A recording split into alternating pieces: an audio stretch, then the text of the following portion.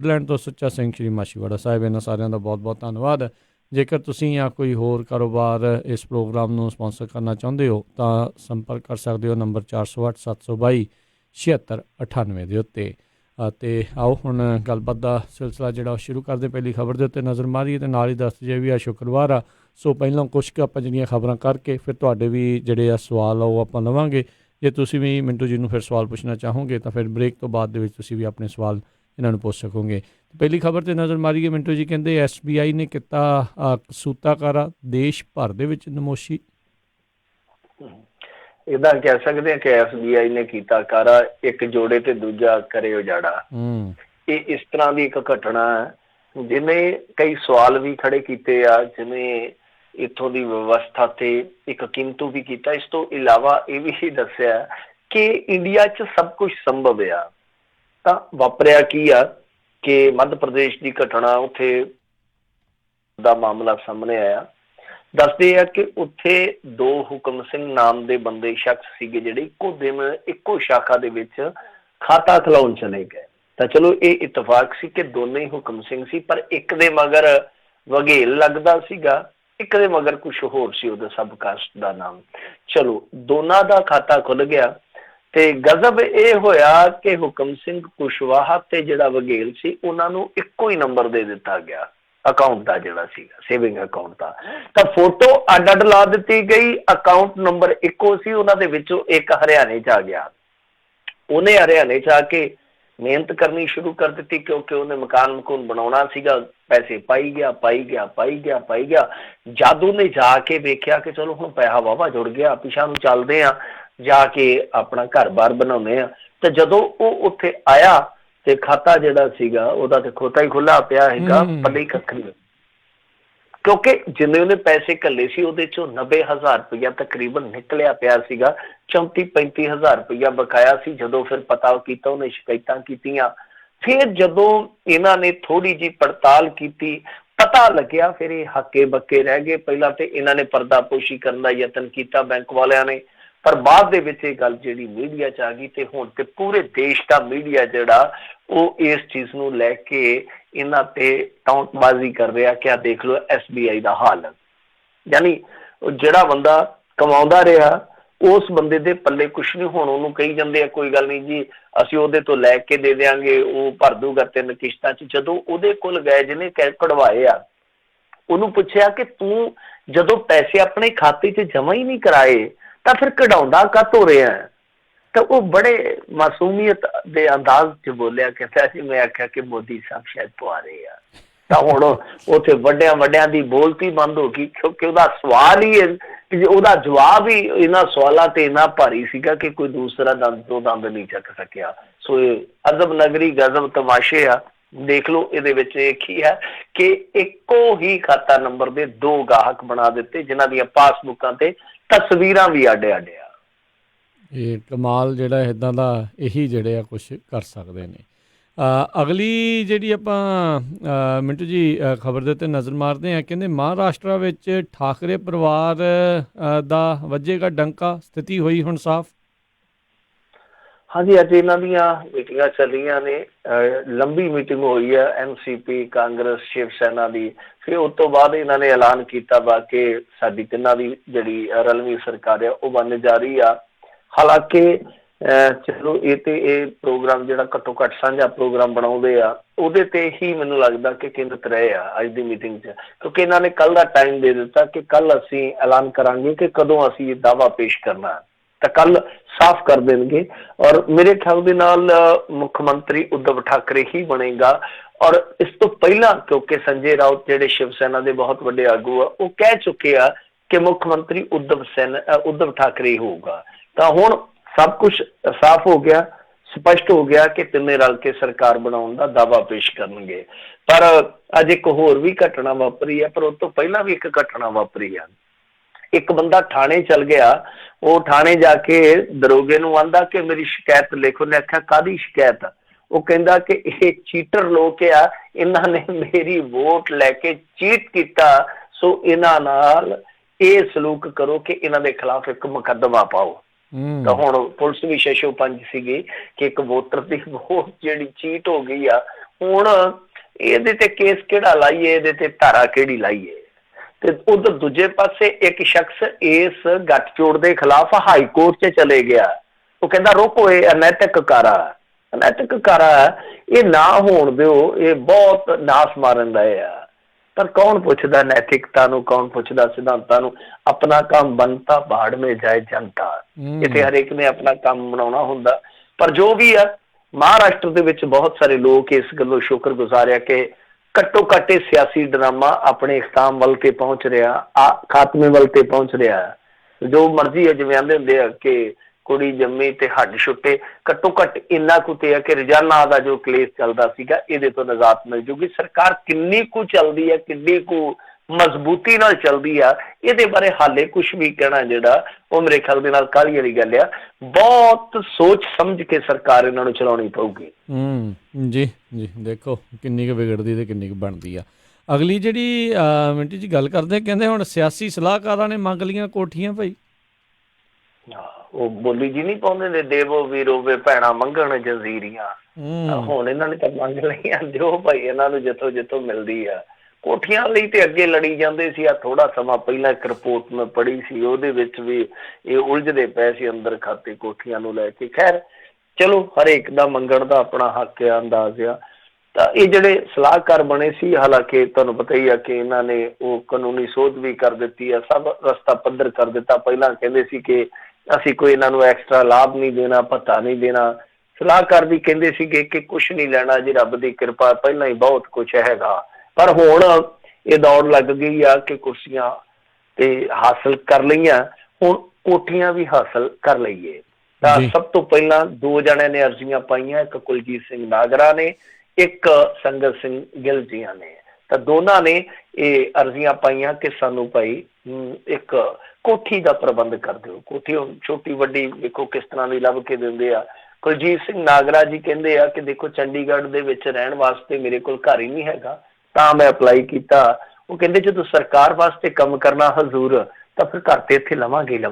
ਤੇ ਜਿਹੜੇ ਹੈਗੇ ਸੰਗਤ ਸਿੰਘ ਜੀ ਗਿੱਲ ਜੀਆਂ, ਉਹ ਕਹਿੰਦੇ ਜੀ ਕਿ ਮੈਂ ਤੇ ਆਪਦੇ ਰੈਂਕ ਦੇ ਅਨੁਸਾਰ ਕੋਠੀ ਅਪਲਾਈ ਕੀਤੀ ਆ, ਹਾਲੇ ਕੋਠੀ ਲਾਟ ਨਹੀਂ ਹੋਈ, ਜਦੋਂ ਹੋਊਗੀ ਫਿਰ ਉਦੋਂ ਗੱਲ ਕਰਾਂਗੇ। ਪੱਤਰਕਾਰਾਂ ਨੂੰ ਉਹਨਾਂ ਨੇ ਸਾਫ਼ ਪੱਲਾ ਹੀ ਝਾੜ ਦਿੱਤਾ ਕਿ ਜਦੋਂ ਕੋਠੀ ਮਿਲੂਗੀ ਉਦੋਂ ਆਪਾਂ ਗੱਲ ਕਰ ਲਵਾਂਗੇ, ਉਦੋਂ ਪਹਿਲਾਂ ਐਵੇਂ ਮੱਥਾ ਖਪਾਈ ਕਰਨ ਦਾ ਫਾਇਦਾ ਕੀ ਹੈ, ਤੁੱਕ ਕੀ ਬਣਦਾ। ਤਾਂ ਸਲਾਹਕਾਰ ਆ ਜਿਹੜੇ ਉਹ ਹੌਲੀ ਹੌਲੀ ਫਾਰਮ 'ਚ ਆਉਣੇ ਸ਼ੁਰੂ ਹੋ ਗਏ ਆ। ਜਿਵੇਂ ਇਹਨਾਂ ਨੇ ਕਾਨੂੰਨੀ ਸੋਧ ਕਰਕੇ ਇਹਨਾਂ ਵਾਸਤੇ ਰਸਤਾ ਲੱਭਿਆ, ਤੇ ਵੀ ਉਹਨਾਂ ਨੇ ਨਾਲ ਦੀ ਨਾਲ ਕੋਠੀਆਂ ਮੰਗ ਲਈਆਂ। ਸੋ ਸਾਰਾ ਕੁਛ ਹੈ ਜਿਹੜਾ ਉਹ ਉੱਥੇ ਹੀ ਆ ਜਾਣਾ, ਜਿਹਦੀ ਆਪਾਂ ਗੱਲ ਕਰਦੇ ਸੀਗੇ ਕਿ ਇੱਥੇ ਮਸਲਾ ਇਹ ਬਣਿਆ ਪਿਆ ਚਾਚਾ ਚੋਰ ਭਤੀਜਾ ਕਾ ਜੀ, ਬਸ ਉਹੀ ਗੱਲ ਆ। ਤਾਂ ਇਹ ਮਸਲਾ ਇਹੋ ਹੀ ਆ ਕਿ ਇਹ ਆਪ ਹੀ ਕਾਨੂੰਨੀ ਸੋਧਾਂ ਕਰ ਲੈਂਦੇ ਆ, ਆਪ ਹੀ ਆਪਣੇ ਬੰਦੇ ਇਸ ਤਰ੍ਹਾਂ ਲਾਭ ਤੱਕ ਪਹੁੰਚਾ ਦਿੰਦੇ ਆ, ਆਪ ਹੀ ਇਹਨਾਂ ਨੂੰ ਕੋਈ ਨਾ ਕੋਈ ਨਾਂ ਦੇ ਦਿੰਦੇ ਆ। ਸੋ ਖੇਡ ਆ, ਇਸ ਖੇਡ ਦੇ ਵਿੱਚ ਜੋ ਵਸਤੂ ਆ ਜਿਹਦੇ ਆਲੇ ਦੁਆਲੇ ਖੇਡੀ ਜਾਂਦੀ ਆ ਉਹ ਹੈ ਮਲਾਈ।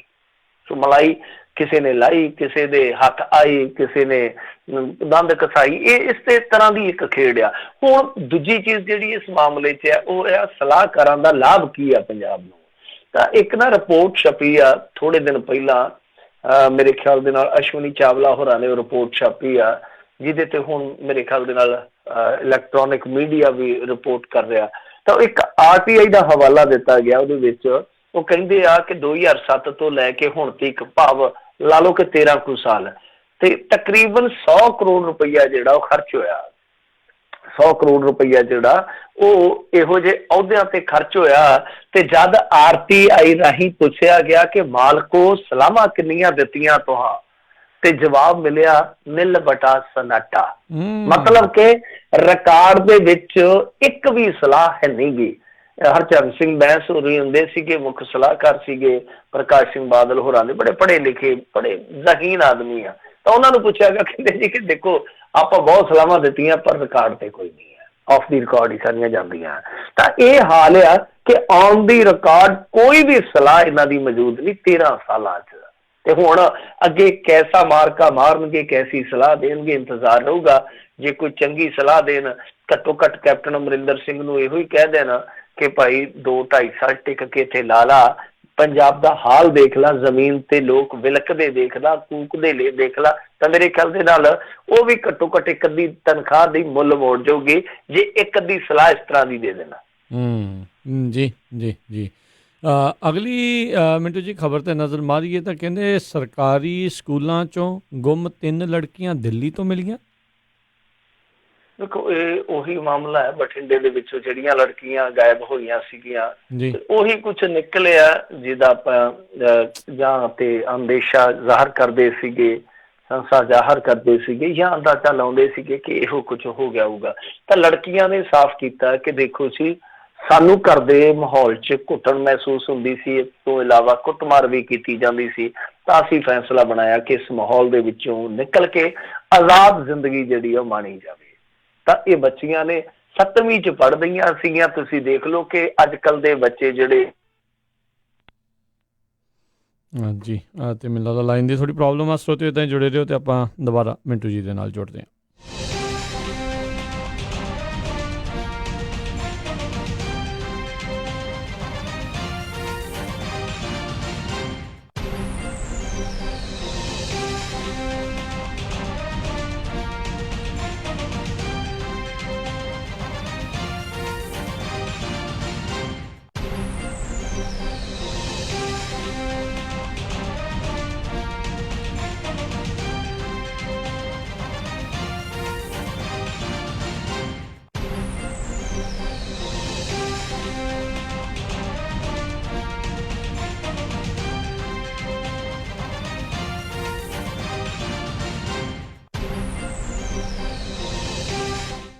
ਜੀ ਤਕਨੀਕੀ ਪ੍ਰੋਬਲਮ ਦੇ ਕਰਕੇ ਲਾਈਨ ਡਰੋਪ ਹੋ ਗਈ ਸੀ। ਜੀ ਮਿੰਟੂ ਜੀ, ਜੀ ਆਇਆਂ ਨੂੰ ਇੱਕ ਵਾਰੀ ਫੇਰ। ਜੀ ਜੀ ਸ਼ੁਕਰੀਆ ਜੀ। ਮੈਂ ਗੱਲ ਕਰ ਰਿਹਾ ਸੀਗਾ ਕਿ ਉਹ ਲੜਕੀਆਂ ਦਾ ਤੁਸੀਂ ਦ੍ਰਿਸ਼ਟੀਕੋਣ ਵੇਖੋ ਕਿ ਉਹਨਾਂ ਨੇ ਕਿੰਨੀ ਛੋਟੀ ਉਮਰ ਦੇ ਵਿੱਚ ਇਹ ਗੱਲ ਸੋਚੀ ਆ ਕਿ ਘਰ ਦੇ ਮਾਹੌਲ ਦੇ ਨਾਲ ਉਹ ਆਜ਼ਾਦ ਜ਼ਿੰਦਗੀ ਜੀ ਜਾਵੇ। ਤਾਂ ਇਹ ਕਿਉਂ ਆਇਆ ਉਹਨਾਂ ਦੇ ਮਨ ਦੇ ਵਿੱਚ ਖਿਆਲ, ਇਹ ਉਹ ਸਭ ਤੋਂ ਵੱਡਾ ਸਵਾਲ ਹੋਣਾ ਚਾਹੀਦਾ। ਦੂਜੀ ਗੱਲ ਇਹ ਆ ਕਿ ਹੁਣ ਜੋ ਇਸ ਮਾਮਲੇ ਤੇ ਕਵਰੇਜ ਹੋਈ ਆ, ਜੋ ਮੈਂ ਪੜ੍ਹਦਾ ਰਿਹਾ ਪਿਆ ਸੀਗਾ ਕੁਛ ਮੀਡੀਆ ਰਿਪੋਰਟਾਂ, ਉਹਦੇ ਵਿੱਚ ਦੱਸਿਆ ਗਿਆ ਕਿ ਇਹ ਲੜਕੀਆਂ ਸਕੂਲ ਜਾਣ ਦੀ ਥਾਂ ਤੇ ਬਠਿੰਡਾ ਜੰਕਸ਼ਨ ਨੂੰ ਚਲੇ ਗਈਆਂ, ਯਾਨੀ ਸਟੇਸ਼ਨ ਨੂੰ ਚਲ ਗਈਆਂ।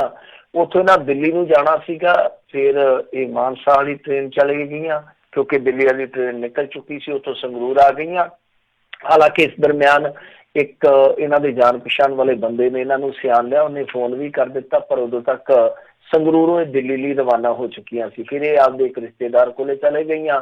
ਤਾਂ ਉਹਨੇ ਬੁਰਾ ਭਲਾ ਮਨਾਇਆ ਕਿ ਤੁਸੀਂ ਘਰੇ ਦੱਸੇ ਤੋਂ ਬਿਨਾਂ ਨਹੀਂ ਸੀਗਾ ਆਉਣਾ। ਫਿਰ ਦੱਸਦੇ ਕਿ ਉੱਥੋਂ ਇਹ ਬੰਗਲੌਰ ਚਲੇ ਗਈਆਂ, ਫਿਰ ਦੱਸਦੇ ਆ ਕਿ ਦਿੱਲੀ ਆਈਆਂ, ਦਿੱਲੀ ਤੋਂ ਆ ਕੇ ਫਿਰ ਮੁੰਬਈ ਚਲੇ ਗਈਆਂ। ਤੇ ਇਹ ਤੁਸੀਂ ਆਪ ਹੀ ਦੇਖ ਲਓ ਕਿ ਕੁੜੀਆਂ ਮੇਰੇ ਖਿਆਲ ਦੇ ਨਾਲ ਕਿੰਨੀਆਂ ਫਾਸਟ ਸੀਗੀਆਂ ਕਿ ਕਿੱਥੋਂ ਬੰਗਲੌਰ, ਕਿੱਥੋਂ ਦਿੱਲੀ, ਕਿੱਥੇ ਫਿਰ ਮੁੰਬਈ, ਕਿੱਥੇ ਪੂਨੇ। ਕਮਾਲ ਦੀ ਗੱਲ ਆ। ਕੁੜੀਆਂ ਕਾਹਦੀਆਂ ਕਿ ਉੱਡਣ ਪਰੀਆਂ ਹੀ ਸੀਗੀਆਂ, ਕਦੇ ਇੱਥੇ ਕਦੇ ਉੱਥੇ। ਤਾਂ ਇਹ ਚਲੋ ਸੁਖੀ ਸਾਂਦੀ ਹੁਣ ਬਰਾਮਦ ਹੋ ਗਈਆਂ, ਮਾਪਿਆਂ ਤੱਕ ਪਹੁੰਚ ਜਾਣਗੀਆਂ। ਤਾਂ ਮਾਪਿਆਂ ਨੂੰ ਥੋੜਾ ਜਿਹਾ ਹੁਣ ਇਸ ਪਾਸੇ ਧਿਆਨ ਦੇਣ ਦੀ ਜ਼ਰੂਰਤ ਹੈ, ਤਵੱਜੋ ਦੇਣ ਦੀ ਜ਼ਰੂਰਤ ਆ ਕਿ ਬੱਚੇ ਵਾਸਤੇ ਇੱਕ ਇਹੋ ਜਿਹਾ ਮਾਹੌਲ ਜਿਹੜਾ ਘਰ 'ਚ, ਚਲੋ ਗਰੀਬੀ ਅਮੀਰੀ ਦੇਖੋ ਦੋ ਪਾਰਟ ਹੈ ਜ਼ਿੰਦਗੀ ਦੇ, ਉਹ ਕਿਸੇ ਤੇ ਪਰਛਾਵਾਂ ਅਮੀਰੀ ਦਾ ਹੁੰਦਾ, ਕਿਸੇ ਤੇ ਗਰੀਬੀ ਦਾ ਹੁੰਦਾ। ਤਾਂ ਜੋ ਘਰ 'ਚ ਸਾਡਾ ਮਾਹੌਲ ਹੁੰਦਾ ਬੱਚਿਆਂ ਦੇ ਸਾਹਮਣੇ, ਅਸੀਂ ਮਾਹੌਲ ਇੱਕ ਕ੍ਰੀਏਟ ਕਰਨਾ ਹੁੰਦਾ, ਤਾਂ ਉਹਦੇ ਵਿੱਚ ਸਾਨੂੰ ਜ਼ਰੂਰ ਧਿਆਨ ਦੇਣ ਦੀ ਲੋੜ ਆ। ਤਾਂ ਇਸ ਘਟਨਾ ਨੇ ਇੱਕ ਵਾਰ ਫੇਰ ਸਾਡੀ ਪਰਵਰਿਸ਼ ਤੇ ਜਾਂ ਸਾਡੇ ਸਮਾਜਿਕ ਤਾਣੇ ਬਾਣੇ ਤੇ ਸਵਾਲ ਜ਼ਰੂਰ ਖੜਾ ਕੀਤਾ ਵਾ। ਜੀ ਜੀ ਜੀ।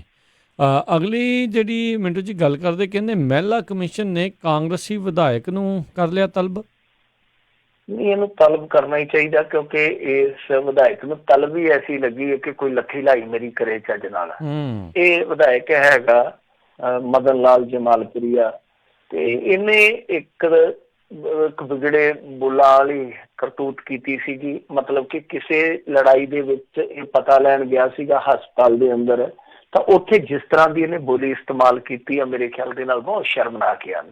ਹੁਣ ਦੇਖੋ ਆਪਾਂ ਪੜ੍ਹਦੇ ਹੀ ਹਾਂ ਖਬਰਾਂ, ਸੁਣਦੇ ਹੀ ਹਾਂ, ਦੇਖਦੇ ਹੀ ਹਾਂ ਕਿ ਅਕਾਲੀ ਤੇ ਕਾਂਗਰਸੀ ਜਿਹੜੇ ਹੇਠਲੇ ਪੱਧਰ ਤੇ ਆ ਉਹ ਜ਼ਰੂਰ ਟਕਰਾਉਂਦੇ ਆ। ਮਤਲਬ ਕਿ ਸਿਆਸੀ ਇਹਨਾਂ ਦੀ ਇਹ ਜਿਹੜੀ ਦੁਸ਼ਮਣੀ ਆ ਤੁਰੀ ਆਉਂਦੀ ਆ। ਤਾਂ ਹੁਣ ਕਿਤੇ ਨਾ ਕਿਤੇ ਕਲੈਸ਼ ਹੈ ਜਿਹੜਾ ਹੋ ਜਾਂਦਾ, ਪਰ ਕਲੈਸ਼ ਹੁੰਦੇ ਕਾਹਤੋਂ ਆ, ਇਸ ਗੱਲ ਤੇ ਵੀ ਮੋਹਰ ਲੱਗ ਗਈ ਕਿਉਂਕਿ ਇਹ ਲੋਕ ਸ਼ਾਇਦ ਹੁੰਦੇ ਆ। ਜੇ ਅਕਾਲੀ ਸੱਤਾ ਨਸ਼ੀਨ ਹੁੰਦੇ ਆ, ਸੱਤਾਧਾਰੀ ਹੁੰਦੇ ਆ, ਤਾਂ ਉਹ ਆਪਦੇ ਹਿਸਾਬ ਨਾਲ ਚੱਲਦੇ ਆ। ਜੇ ਇਹ ਹੁੰਦੇ ਤੇ ਆਪਦੇ ਹਿਸਾਬ ਕਿਤਾਬ ਨਾਲ ਚੱਲਦੇ ਆ। ਤਾਂ ਰਜਿੰਦਰਾ ਹਸਪਤਾਲ 'ਚ ਗਿਆ ਸੀਗਾ ਇਹ ਵਿਧਾਇਕ ਆਪਣੇ ਖਾਸਮ ਖਾਸ ਦਾ ਪਤਾ ਲੈਣ, ਜਿਹੜੇ ਕਿ ਲੜਾਈ ਦੇ ਵਿੱਚ ਜ਼ਖਮੀ ਹੋਏ ਸੀਗੇ। ਤੇ ਉੱਥੇ ਇਹਨੇ ਇਸ ਤਰ੍ਹਾਂ ਦੀ ਇੱਕ ਭਾਸ਼ਾ ਇਸਤੇਮਾਲ ਕੀਤੀ ਸੀ ਜਿਹਦੇ ਵਿੱਚ ਕੁਛ ਸ਼ਬਦ ਅਜਿਹੇ ਸਨ ਕਿ ਇਹਨਾਂ ਦੀਆਂ ਜਨਾਨੀਆਂ ਚੁੱਕ ਕੇ ਲੈ ਆਓ, ਇਹਨਾਂ ਤੇ 307 ਦਾ ਮੁਕੱਦਮਾ ਠੋਕ ਦਿਓ। ਤਾਂ 307 ਦਾ ਮੁਕੱਦਮਾ ਤੇ ਬਣ ਗਿਆ, 40-41 ਬੰਦਿਆਂ ਤੇ ਉਹ ਮੁਕੱਦਮਾ ਪਾ ਦਿੱਤਾ ਗਿਆ ਪੁਲਿਸ ਵੱਲੋਂ। ਹਾਲਾਂਕਿ ਪੁਲਿਸ ਕਹਿੰਦੀ ਹੈ ਕਿ ਨਹੀਂ ਜੀ ਅਸੀਂ ਕਿਸੇ ਦਬਾਅ ਤਹਿਤ ਨਹੀਂ ਕੀਤਾ, ਪਰ ਇਸ ਵੀਡੀਓ ਦੇ ਵਾਇਰਲ ਹੋਣ ਤੋਂ ਬਾਅਦ ਹੀ ਉਹ ਮੁਕੱਦਮਾ ਦਰਜ ਕੀਤਾ ਗਿਆ। ਪਰ ਦੂਜੇ ਪਾਸੇ ਇਹ ਕਹਿਣਾ ਕਿ ਉਹਨਾਂ ਦੀਆਂ ਜਨਾਨੀਆਂ ਚੁੱਕ ਲਿਆਓ, ਦੱਸੋ ਜਨਾਨੀਆਂ ਦਾ ਕੀ ਕਸੂਰ ਆ? ਜਨਾਨੀਆਂ ਤੇ ਕਾਂਗਰਸੀਆਂ ਦੇ ਘਰ ਵੀ ਆ, ਅਕਾਲੀਆਂ ਦੇ ਘਰ ਵੀ ਆ।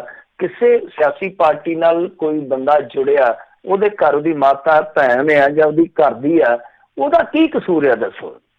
ਤਾਂ ਜਿਹੜਾ ਇਸ ਤਰ੍ਹਾਂ ਦਾ ਇਵੇਂ ਇੱਕ ਕਹੀਏ ਕਿ ਬੜਾ ਭੱਦਾ ਜਿਹਾ ਸ਼ਬਦ ਇਸਤੇਮਾਲ ਕੀਤਾ ਕਿ ਜਨਾਨੀਆਂ ਚੱਕ ਲਿਓ, ਉਹਦੇ ਤੇ ਹੁਣ ਜੋ ਮਹਿਲਾ ਕਮਿਸ਼ਨ ਆ ਉਹ ਸਖਤ ਹੋਇਆ। ਉਹਨਾਂ ਨੇ ਇਹਨੂੰ ਤਲਬ ਕੀਤਾ, ਮਤਲਬ ਕਿ ਇਹਨੂੰ ਹੁਣ ਜਵਾਬ ਦੇਣਾ ਪਊਗਾ।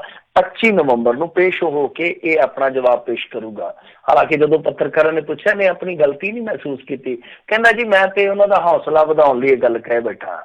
ਮਤਲਬ ਕਿ ਹੌਸਲਾ ਵਧਾਉਣ ਵਾਸਤੇ ਤੁਸੀਂ ਪੁਲਿਸ ਨੂੰ ਕਹਿ ਰਹੇ ਹੋ ਕੈਮਰੇ ਦੇ ਸਾਹਮਣੇ ਕਿ ਜਾ ਕੇ ਉਹਨਾਂ ਦੀਆਂ ਜਨਾਨੀਆਂ ਚੱਕ ਲਿਓ। ਤਾਂ ਬਹੁਤ ਗਲਤ ਸ਼ਬਦਾਵਲੀ ਹੈ, ਬਹੁਤ ਗਲਤ ਪ੍ਰਥਾ। ਤੇ ਜੋ ਪੰਜਾਬ ਦੇ ਵਿੱਚ ਸਿਆਸੀ ਦੁਸ਼ਮਣੀਆਂ ਤਹਿਤ ਖੂਨ ਡੁੱਲਦਾ, ਕਿਤੇ ਨਾ ਕਿਤੇ ਇਹੋ ਜਿਹੇ ਲੀਡਰ ਹੀ ਜ਼ਿੰਮੇਵਾਰ ਆ। ਜਦੋਂ ਇੱਕ ਪਾਸੇ ਉਹ ਕਹਿੰਦੇ ਆ ਕਿ ਜਨਾਨੀਆਂ ਚੱਕ ਲਿਓ, ਤਾਂ ਦੂਜੇ ਪਾਸੇ ਲੋਕਾਂ ਨੂੰ ਨਹੀਂ ਕਹਿੰਦੇ ਹੋਣਗੇ ਕਿ ਚੱਕਦੇ ਫੱਟੇ, ਮਾਰਦੇ, ਕੱਟਦੇ, ਵੱਢਦੇ ਅਸੀਂ ਬੈਠੇ ਆ।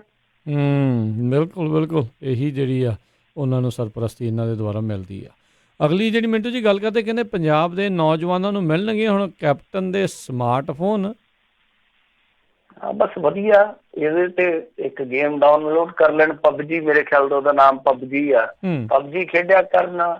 ਫਿਰ ਉਹ ਜੇ ਥੋੜੇ ਜਿਹੇ ਬੋਰ ਹੁੰਦੇ ਆ ਤੇ ਅੱਜ ਕੱਲ੍ਹ ਤਾਸ਼ ਵਾਲੀਆਂ ਬਾਜ਼ੀਆਂ ਵੀ ਚੱਲਦੀਆਂ ਨੇ, ਮੈਂ ਵੇਖਿਆ, ਮੈਨੂੰ ਖੇਡਣੀ ਨਹੀਂ ਆਉਂਦੀ ਐਵੇਂ ਨਾ ਜਾਣਿਓ, ਕਦੇ ਮੈਂ ਵੀ ਖੇਡਦਾ। ਤੇ ਉਹ ਇਕੱਠੇ ਹੋ ਜਾਂਦੇ, 4 ਜਣੇ ਤਾਸ਼ ਖੇਡਦੇ, ਤਾਂ ਵਧੀਆ ਕੰਮ ਹੈ, ਠੀਕ ਆ। ਕੱਲ ਨੂੰ ਰੁਜ਼ਗਾਰ ਲੱਭਣਾ, ਕਿਉਂਕਿ ਰੁਜ਼ਗਾਰ ਤੇ ਅੱਗੇ ਹੀ ਘਰ ਘਰ ਦੇ ਵਿੱਚ ਪਹੁੰਚਿਆ ਹੋਇਆ। ਐ ਮਾਰ ਸਾਡੀ ਖੁਸ਼ਹਾਲੀ ਜਿਹੜੀ ਡੁੱਲ ਡੁੱਲ ਪੈਂਦੀ ਹੈ, ਕੋਈ ਸਾਨੂੰ ਦੁੱਖ ਤਕਲੀਫ ਨਹੀਂ। ਬਸ ਅਸੀਂ ਤੇ ਮਰਨ ਡੈ ਸੀ, ਇੱਕ ਟੈਲੀਫੋਨ ਖੋਣੋ, ਹੁਣ ਟੈਲੀਫੋਨ ਵੀ ਮਿਲ ਜਾਣਾ ਤੇ ਸਭ ਪਾਉਂ ਮਾਰਾਂ, ਬਸ ਸਭ ਕੁਛ ਨਿਹਾਲ ਹੋ ਜਾਣਾ।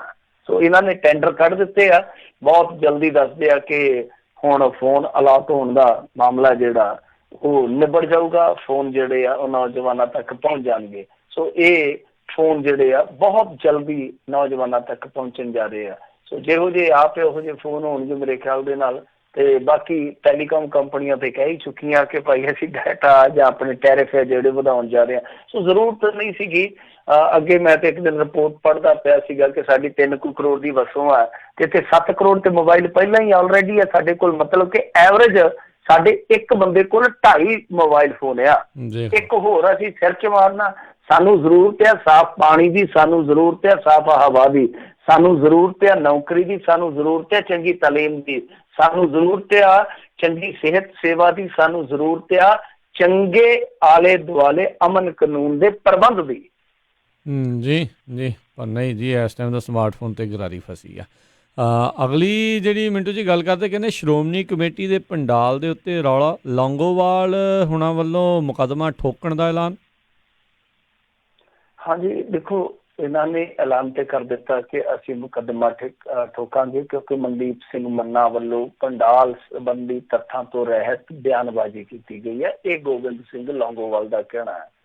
ਤਾਂ ਉਹਨਾਂ ਨੇ ਕਿਹਾ ਕਿ ਦੇਖੋ ਤੱਥਾਂ ਤੋਂ ਬਗੈਰ ਜਨਤਾ ਐਵੇਂ ਗੱਲਾਂ ਕਰੀ ਜਾਂਦੀ ਆ। ਇਹ ਟੈਂਡਰ ਹੈ ਜਿਹੜਾ ਬਿਲਕੁਲ ਨਿਯਮਾਂ ਦੇ ਅਨੁਸਾਰ ਕੀਤਾ ਗਿਆ ਤੇ ਇਹਦੇ ਲਈ ਬਕਾਇਦਾ ਅਖਬਾਰ ਦੇ ਵਿੱਚ ਪਹਿਲਾਂ ਇਸ਼ਤਿਹਾਰ ਦਿੱਤਾ ਗਿਆ ਸੀਗਾ ਤੇ ਇਸ ਤੋਂ ਬਾਅਦ ਇਸ ਦੀ ਸਾਰੀ ਜਿਹੜੀ ਜਾਣਕਾਰੀ ਸੀਗੀ ਉਹ ਸ਼੍ਰੋਮਣੀ ਗੁਰਦੁਆਰਾ ਪ੍ਰਬੰਧਕ ਕਮੇਟੀ ਦੀ ਵੈਬਸਾਈਟ ਤੇ ਵੀ ਪਾਈ ਗਈ ਆ ਤੇ ਜੋ ਸ਼ਰਤਾਂ ਪੂਰੀਆਂ ਕਰਦੀ ਸੀਗੀ ਫਰਮ, ਸਬ ਕਮੇਟੀ ਦੀਆਂ ਸਿਫਾਰਿਸ਼ਾਂ ਅਨੁਸਾਰ ਉਹਨੂੰ ਟੈਂਡਰਿੰਗ ਮਤਲਬ ਕਿ ਅਲਾਟ ਕੀਤੀ ਗਈ ਆ। ਤਾਂ ਉਹ ਕਹਿੰਦੇ ਆ ਕਿ ਵੇਖੋ ਇਹਦੇ 'ਚ ਇਕੱਲਾ ਪੰਡਾਲ ਨਹੀਂ ਬਣਾਇਆ ਗਿਆ ਬਲਕਿ ਇਹਦੇ ਨਾਲ ਕੁਛ ਹੋਰ ਵੀ ਸਹੂਲਤਾਂ ਜਾਂ ਉਹਨਾਂ ਨੇ ਸੇਵਾਵਾਂ ਦੇਣੀਆਂ ਸੀ। ਮਸਲਨ ਇਹ ਪੰਡਾਲ ਤਾਂ ਸਿਰਫ 3.5 ਕਰੋੜ 'ਚ ਬਣਿਆ। ਮਤਲਬ ਕਿ ਦੋਸ਼ ਇਹ ਲਾਇਆ ਸੀ ਮੰਨਾ ਨੇ ਕਿ ਇਹਨਾਂ ਨੇ 12 ਕਰੋੜ ਦਾ ਪੰਡਾਲ ਹੈ ਜਿਹੜਾ ਪ੍ਰਕਾਸ਼ ਸਿੰਘ ਬਾਦਲ ਨੂੰ ਬਿਠਾਉਣ ਵਾਸਤੇ ਲਾਇਆ। ਤਾਂ ਕਹਿੰਦੇ ਆ ਕਿ ਇਹਦੇ ਵਿੱਚ ਵਾਤਾਨੁਕੂਲ ਤੇ ਵਾਟਰਪ੍ਰੂਫ ਪੰਡਾਲ ਦੇ ਨਾਲ ਨਾਲ 3D ਗੇਟ, ਮੀਡੀਆ ਸੈਂਟਰ, ਜੋੜੇ ਘਰ, ਗੱਠੜੀ ਘਰ, VIP ਲੌਜ ਤੇ ਪਖਾਨੇ ਵੀ ਸ਼ਾਮਲ ਸਨ। ਤੇ ਇਸੇ ਟੈਂਡਰ ਵਿੱਚ ਹੀ 9 ਤੋਂ 12 ਨਵੰਬਰ ਤੱਕ ਕੌਮਾਂਤਰੀ ਪੱਧਰ ਦਾ multi media light and sound show, video projection, mapping, Bebe Nanaki ਨਿਵਾਸ ਤੋਂ ਲੈ ਕੇ 1 ਕਿਲੋਮੀਟਰ ਮਾਰਗ ਤੇ LED ਲਾਈਟਾਂ ਵਾਲੇ ਸਜਾਵਟੀ ਗੇਟ, ਲਾਈਟਾਂ ਤੇ ਸੜਕ ਦੇ ਦੋਹੀਂ ਪਾਸੇ ਵੱਡ ਆਕਾਰੀ LED ਸਕਰੀਨਾਂ, ਲੇਜ਼ਰ ਸ਼ੋ, ਸਟੇਡੀਅਮ ਦੀ ਲਾਈਟਿੰਗ, ਸਾਊਂਡ, ਬਿਜਲੀ ਸਪਲਾਈ, ਜਨਰੇਟਰ ਵਿਛਾਈ, CCTV ਕੈਮਰੇ, ਅੱਗ ਬੁਝਾਊ ਯੰਤਰ ਆਦਿ ਲਈ 4 ਕਰੋੜ 51 ਲੱਖ ਰੁਪਏ ਸ਼ਾਮਲ ਸਨ। ਤਾਂ ਉਹਨਾਂ ਨੇ ਗਿਣਾ ਦਿੱਤਾ ਕਿ ਕਿਹੜੇ ਕਿਹੜੇ ਇਹਨਾਂ ਨੇ ਸਾਨੂੰ ਉੱਥੇ ਪ੍ਰਬੰਧ ਕਰਕੇ ਦੇਣੇ ਸਨ। ਇਸ ਤੋਂ ਇਲਾਵਾ ਉਹਨਾਂ ਨੇ ਕਿਹਾ ਕਿ ਡਰੋਨ ਸ਼ੋਅ ਪ੍ਰੋਜੈਕਟ ਵਾਸਤੇ 1 ਕਰੋੜ 75 ਲੱਖ ਰੁਪਏ ਦਾ ਖਰਚਾ ਵੀ ਇਸ ਟੈਂਡਰ ਦਾ ਹਿੱਸਾ ਸੀਗਾ। ਤਾਂ ਉਹਨਾਂ ਨੇ ਖਰਚਾ ਗਿਣਾ ਦਿੱਤਾ। ਤਾਂ ਮੇਰੇ ਖਿਆਲ ਦੇ ਨਾਲ ਦੇਖੋ, ਹੁਣ ਇਹ ਆਜ਼ਾਦ ਆ, ਕੇਸ ਪਾ ਸਕਦੇ ਮਾਨਹਾਨੀ ਦਾ, ਜੇ ਕੋਈ ਗਲਤ ਬੋਲਦਾ ਤੱਥਹੀਣ ਗੱਲ ਕੋਈ ਕਰਦਾ। ਪਰ ਇਹਨਾਂ ਨੇ ਉਦੋਂ ਕਿਉਂ ਨਹੀਂ ਕੇਸ ਪਾਇਆ ਮਾਨਹਾਨੀ ਦਾ ਮੰਨੇ ਤੇ, ਜਦੋਂ ਉਹਨੇ ਸਰਾਂ ਦੇ ਖੜ ਕੇ ਸਾਹਮਣੇ ਆਖਿਆ ਸੀਗਾ ਕਿ ਇਹਨਾਂ ਨੇ 20 ਲੱਖ ਰੁਪਏ ਦਾ ਸਰਾਂ ਦਾ ਸਫਾਈ ਦਾ ਠੇਕਾ ਦਿੱਤਾ ਇੱਕ ਖਾਸ ਬੰਦੇ ਨੂੰ। ਬਾਅਦ ਦੇ ਵਿੱਚ ਫੇਰ ਉਹਨੇ ਆਖਿਆ ਸੀਗਾ ਕਿ ਆਹ ਚੱਕੋ ਕਾਗਜ਼ਾਤ, ਜਿਹਦੇ ਵਿੱਚ ਸਾਫ਼ ਹੈ ਕਿ 20 ਤੋਂ ਘੱਟ ਕੇ ਉਹੀ ਠੇਕਾ ਜਦੋਂ ਰੌਲਾ ਪੈ ਗਿਆ, ਲੋਕਾਂ ਨੇ ਵਿਰੋਧ ਕੀਤਾ ਤੇ ਉਹ 6 ਲੱਖ 'ਚ ਆ ਗਿਆ। ਤਾਂ ਜੇ ਗਲਤ ਸੀਗਾ ਤੇ ਫਿਰ ਉਦੋਂ ਕਿਉਂ ਨਹੀਂ ਠੋਕਿਆ ਗਿਆ ਮੁਕੱਦਮਾ? ਆਪੇ ਚੁੱਪ ਕਰ ਜਾਂਦਾ ਉਦੋਂ। ਇਹਦਾ ਮਤਲਬ ਇਹ ਆ ਕਿ ਉਦੋਂ ਤੱਥਾਂ ਸਹਿਤ ਗੱਲ ਕਰਦਾ ਸੀ, ਅੱਜ ਤੱਥਾਂ ਤੋਂ ਰਹਿਤ ਗੱਲ ਕਰਦਾ। ਤਾਂ ਇਹ ਸਾਫ਼ ਹੋਣਾ ਚਾਹੀਦਾ ਕਿ ਉਦੋਂ ਕਿਉਂ ਉਹਨੂੰ ਬਖਸ਼ਿਆ ਗਿਆ, ਜਾਂ ਫਿਰ ਉਦੋਂ ਆਪਣੇ ਆਪ ਨੂੰ ਸੰਭਾਲਿਆ ਗਿਆ। ਸੋ ਜੋ ਵੀ ਆ, ਇਹ ਪੰਡਾਲ ਦਾ ਰੌਲਾ ਚੱਲਦਾ, ਕਿਉਂਕਿ ਪੰਡਾਲ ਦੇ ਵਿੱਚ ਦੇਖੋ ਜਿਸ ਤਰ੍ਹਾਂ ਦੀ ਤਿਆਰੀ ਸੀਗੀ, ਉਹਦੇ ਤੋਂ ਕੁਛ ਅਕਾਲੀ ਵੀ ਨਾ ਖੁਸ਼ ਸਨ। ਇਸ ਤੋਂ ਇਲਾਵਾ ਰੌਲਾ ਪੈ ਗਿਆ ਸੀਗਾ ਕਿਉਂਕਿ 5.5 ਕਰੋੜ ਦਾ ਭੁਗਤਾਨ ਹੋਇਆ ਸੀ। ਬਾਕੀ ਇਹਨਾਂ ਨੇ ਰੋਕ ਲਿਆ ਸੀ, ਸਬ ਕਮੇਟੀ ਨੇ ਕਿਹਾ ਸੀਗਾ ਕਿ ਇਹਨਾਂ ਨੂੰ ਭੁਗਤਾਨ ਨਹੀਂ ਕਰਨਾ। ਪਰ 10 ਦੇ ਅੰਦਰ ਖਾਤੇ ਸੁਖਬੀਰ ਬਾਦਲ ਔਰ ਕੁਛ ਖਾਸ ਜਿਹੜੇ ਉਹਨਾਂ ਦੇ ਬੰਦੇ ਆ, ਉਹਨਾਂ ਦਾ ਜ਼ੋਰ ਪਿਆ। ਉਸ ਤੋਂ ਬਾਅਦ ਭੁਗਤਾਨ ਜਿਹੜਾ ਕੰਪਨੀ ਨੂੰ ਕਰ ਦਿੱਤਾ ਗਿਆ। ਜੀ ਜੀ ਜੀ ਅਗਲੀ ਮਿੰਟ 'ਚ ਗੱਲ ਕਰਦੇ। ਕਹਿੰਦੇ ਵਕਫ ਬੋਰਡ ਦੀਆਂ ਜ਼ਮੀਨਾਂ ਤੇ ਕਬਜ਼ੇ ਦੇ ਮਾਮਲੇ ਦੇ ਵਿੱਚ ਪੰਜਾਬ ਦੀ ਝੰਡੀ। ਦੇਖੋ, ਵਕਫ ਬੋਰਡ ਕੀ ਹੁੰਦਾ, ਤੁਸੀਂ ਇਸ ਸ਼ਬਦ ਤੇ ਬਹੁਤ ਵਾਰੀ ਇਸਤੇਮਾਲ ਕੀਤਾ ਹੋਏਗਾ। ਤਾਂ ਇਹ ਜਿਹੜਾ ਕਾਨੂੰਨ ਆ ਉਹ 1954 'ਚ ਬਣਿਆ ਸੀ। ਪਰ ਇਹ ਸ਼ਬਦ ਕੀ ਆ ਕਿ ਵਕਫ ਦਾ ਮਤਲਬ ਨਹੀਂ ਹੁੰਦਾ ਕਿ ਇਸਲਾਮ ਨੂੰ ਮੰਨਣ ਵਾਲਾ ਕੋਈ ਸ਼ਖਸ ਚੱਲ ਜਾਂ ਅਚਲ ਪ੍ਰਾਪਰਟੀ ਦਾ ਕਿਸੇ ਮਕਸਦ ਦੇ ਨਾਲ ਇਸਤੇਮਾਲ ਕਰ ਰਿਹਾ ਹੋਵੇ, ਜਿਹਨੂੰ ਮੁਸਲਿਮ ਕਾਨੂੰਨਾਂ ਦੇ ਤਹਿਤ ਧਾਰਮਿਕ, ਪਵਿੱਤਰ ਜਾਂ ਚੈਰੀਟੇਬਲ ਸੰਸਥਾਨ ਦੀ ਮਾਨਤਾ ਮਿਲੀ ਹੋਵੇ। ਇਹ ਇਹਦੀ ਡੈਫੀਨੇਸ਼ਨ ਜੇ ਵਕਫ ਦੀ। ਤਾਂ ਇਹ ਤੁਸੀਂ ਆਪ ਹੀ ਅੰਦਾਜ਼ਾ ਲਾ ਲਓ ਕਿ ਇਹ ਇਸ ਤਰ੍ਹਾਂ ਦੀ ਇੱਕ ਬੋਡੀ ਆ ਜਿਹਦੇ ਵਿੱਚ ਜੋ ਵੀ ਮੁਨਾਫਾ ਹੋਊਗਾ, ਮੰਨ ਲਓ ਚੱਲ ਜਾਂ ਅਚਲ ਆ, ਕੋਈ ਵੀ ਚੈਰੀਟੇਬਲ ਸੰਸਥਾ ਹੈ, ਜੋ ਵੀ ਮੁਨਾਫਾ ਹੋਊਗਾ ਉਹ ਗਰੀਬਾਂ ਨੂੰ ਦਾਨ ਕਰਨ ਲਈ ਇਸਤੇਮਾਲ ਕੀਤਾ ਜਾਊਗਾ ਜਾਂ ਚੰਗੀਆਂ ਚੀਜ਼ਾਂ ਦੇ ਉਤਪਾਦਨ ਤੇ ਖਰਚ ਕੀਤਾ ਜਾਊਗਾ। ਮਤਲਬ ਇੱਕ ਤਾਂ ਇਹ ਆ ਕਿ ਨਿੱਜੀ ਤੌਰ ਤੇ ਕੋਈ ਵਰਤੋਂ ਨਹੀਂ ਕਰ ਸਕਦਾ, ਔਰ ਸੈਕੰਡ ਚੀਜ਼ ਇਹ ਆ ਕਿ ਇਸ ਪ੍ਰਾਪਰਟੀ ਨੂੰ ਜੋ ਵਕਫ ਬੋਰਡ ਦੀ ਆ ਉਹਨੂੰ ਅੱਗੇ ਟ੍ਰਾਂਸਫਰ ਨਹੀਂ ਕੀਤਾ ਜਾ ਸਕਦਾ। ਸੋ ਇਹ ਸੰਖੇਪ ਜਿਹਾ ਤੁਹਾਨੂੰ ਮੈਂ ਦੱਸਦਾ ਕਿ ਵਕਫ ਬੋਰਡ ਦਾ ਕੀ ਢਾਂਚਾ ਹੁੰਦਾ। ਤਾਂ ਹੋਇਆ ਕੀ ਆ ਕਿ ਸੰਸਦ ਦੇ ਵਿੱਚ ਅੰਕੜੇ ਪੇਸ਼ ਕੀਤੇ ਗਏ ਆ ਕਿ ਵਕਫ ਬੋਰਡ ਦੀਆਂ ਜ਼ਮੀਨਾਂ ਤੇ ਕਿੰਨੇ ਕਬਜ਼ੇ ਆ। ਤਾਂ ਤੁਸੀਂ ਹੈਰਾਨ ਰਹਿ ਜਾਓਗੇ, 18,000 ਪ੍ਰਾਪਰਟੀਆਂ ਇਸ ਤਰ੍ਹਾਂ ਦੀਆਂ ਵਕਫ ਬੋਰਡ ਦੀਆਂ ਜਿਨ੍ਹਾਂ ਤੇ ਇਸ ਸਮੇਂ ਭੋਏ ਮਾਫੀਆ ਨੇ ਕਬਜ਼ਾ ਕੀਤਾ ਹੋਇਆ। ਔਰ ਕਮਾਲ ਦੀ ਗੱਲ ਆ ਕਿ ਇਹਨਾਂ 18,000 ਦੇ ਕਰੀਬ ਜਿਹੜੀਆਂ ਪ੍ਰਾਪਰਟੀਆਂ ਦੱਬੀਆਂ ਹੋਈਆਂ, ਉਹਨਾਂ ਦੇ ਵਿੱਚੋਂ 5610 ਇਕੱਲੇ ਪੰਜਾਬ ਦੇ ਵਿੱਚ ਹੀ ਨੇ। 5610 ਕਹਿਣ ਦਾ ਮਤਲਬ ਇਹ ਹੈ ਕਿ ਤੀਜਾ ਹਿੱਸਾ ਇਕੱਲੇ ਪੰਜਾਬ ਵਾਲਿਆਂ ਨੇ ਦੱਬਿਆ ਹੋਇਆ। ਤਾਂ ਹੁਣ ਇਹਦੇ ਵਿੱਚ ਇੱਕ ਗੱਲ ਸਾਫ਼ ਹੋ ਜਾਂਦੀ, ਕਿਉਂਕਿ ਪੰਜਾਬ ਦੇ ਵਿੱਚ ਜ਼ਮੀਨ ਦੇ ਰੇਟ ਜ਼ਿਆਦਾ ਹੈ ਦੂਸਰੇ ਸੂਬਿਆਂ ਦੇ ਮੁਕਾਬਲੇ ਜੇ ਆਪਾਂ ਵੇਖੀਏ, ਤਾਂ ਇੱਥੇ ਇੱਕ ਬਹੁਤ ਵੱਡਾ ਭੋਏ ਮਾਫੀਆ ਜਿਹੜਾ ਉਹ ਇੱਦਾਂ ਦੇ ਕੰਮ ਕਰਦਾ, ਜਿਹਦੇ ਵਿੱਚ ਪੁਲਿਸ ਵਾਲੇ ਵੀ ਹੁੰਦੇ ਆ, ਰਾਜਨੀਤਿਕ ਲੋਕ ਵੀ ਹੁੰਦੇ ਆ, ਜਿਹਦੇ ਵਿੱਚ ਬਿਊਰੋਕਰੇਟਸ ਵੀ ਹੁੰਦੇ ਆ, ਔਰ ਜਿਹਦੇ ਵਿੱਚ ਬਹੁਤ ਤਕੜੇ ਬਦਮਾਸ਼ ਵੀ ਹੁੰਦੇ ਆ। ਯਾਨੀ ਚੰਡਾਲ ਚੌਂਕੜੀ ਹੁੰਦੀ ਇਸ ਤਰ੍ਹਾਂ ਦੀ ਕਿ ਜ਼ਮੀਨ ਨੱਪ ਲੈਂਦੀ ਆ। ਤਾਂ ਹਾਲਾਤ ਇਹ ਨੇ ਕਿ ਬਹੁਤ ਥਾਵਾਂ ਤੇ ਮੁਸਲਮਾਨ ਵੀਰਾਂ ਨੂੰ ਕਈ ਵਾਰ ਆਪਣਾ ਮੁਰਦਾ ਦਫਨਾਉਣ ਵਾਸਤੇ ਵੀ ਦਿੱਕਤ ਦਰਪੇਸ਼ ਆਉਂਦੀ ਆ। ਤਾਂ ਇਸ ਪਾਸੇ ਧਿਆਨ ਦੇਣਾ ਚਾਹੀਦਾ ਸਰਕਾਰ ਨੂੰ, ਪਰ ਸਰਕਾਰ ਵੱਲ ਲੋਕ ਧਿਆਨ ਦਿੱਤੀ ਜਾਂਦੇ ਆ। ਸਰਕਾਰ ਦੀ ਨਹੀਂ, ਕਿਤੇ ਸਰਕਾਰ ਤੇ ਬਾਹਰ ਜਾ ਕੇ ਬੈਠੀ ਆ, ਜੇ ਇੱਥੇ ਵੀ ਆਉਂਦੀ ਆ, ਕਦੇ ਸ਼ਿਮਲੇ, ਕਦੇ ਦਿੱਲੀ, ਕਦੇ ਕਿਤੇ। ਸੋ ਇੱਧਰਲੇ ਪਾਸੇ ਧਿਆਨ ਦੇਣ ਦੀ ਲੋੜ ਹੈ। ਬੜੀ ਨਮੋਸ਼ੀ ਵਾਲੀ ਗੱਲ ਹੈ ਕਿ ਸੰਸਦ ਦੇ ਵਿੱਚ ਪੰਜਾਬ ਦੀ ਇਹ ਸ਼ਰਮਨਾਕ ਸਥਿਤੀ ਉੱਥੇ ਉਜਾਗਰ ਹੋਈ ਆ। ਤਾਂ ਇਹਦਾ ਮਤਲਬ ਹੈ ਕਿ ਇੱਕ ਨੈਕਸਸ ਨੇ ਇਹਨਾਂ ਦੀਆਂ ਜ਼ਮੀਨਾਂ ਜਿਹੜੀਆਂ ਨੱਪੀਆਂ ਛਡਾਉਣੀਆਂ ਚਾਹੀਦੀਆਂ, ਕਿਉਂਕਿ ਇਹ ਉਹਨਾਂ ਦੀ ਪ੍ਰਾਪਰਟੀ, ਉਹਨਾਂ ਦੇ ਐਸੈਟਸ ਨੇ, ਉਹੀ ਇਸਤੇਮਾਲ ਕਰਨ, ਦੂਸਰਾ ਨਹੀਂ। ਜੀ ਜੀ ਜੀ ਅਤੇ ਸਰੋਤਿਓ ਇੱਥੇ ਇੱਕ ਆਪਾਂ ਜਿਹੜੀ ਬ੍ਰੇਕ ਲੈਣ ਲੱਗੇ ਹਾਂ। ਬ੍ਰੇਕ ਤੋਂ ਬਾਅਦ ਮੁੜ ਕੇ ਫਿਰ ਵਾਪਸ ਹਾਜ਼ਰ ਹੁੰਦੇ ਹਾਂ। ਅਤੇ ਜੇ ਤੁਹਾਡਾ ਵੀ ਹੁਣ ਕੋਈ ਸਵਾਲ ਹੈਗਾ ਮਿੰਟੂ ਜੀ ਨੂੰ ਤੁਸੀਂ ਪੁੱਛਣਾ ਚਾਹੁੰਦੇ ਹੋ ਪੰਜਾਬ ਭਾਰਤ ਦੀ ਸਿਆਸਤ ਦੇ ਨਾਲ ਸੰਬੰਧਿਤ, ਤਾਂ ਤੁਸੀਂ ਕਾਲ ਕਰ ਸਕਦੇ ਹੋ। ਸਟੂਡੀਓ ਦੇ ਵਿੱਚ ਫ਼ੋਨ ਨੰਬਰ ਹੈ 408272 4082725200 ਅਤੇ ਮਿਲਦੇ ਹਾਂ ਆਪਾਂ ਇੱਕ ਬ੍ਰੇਕ ਤੋਂ ਬਾਅਦ।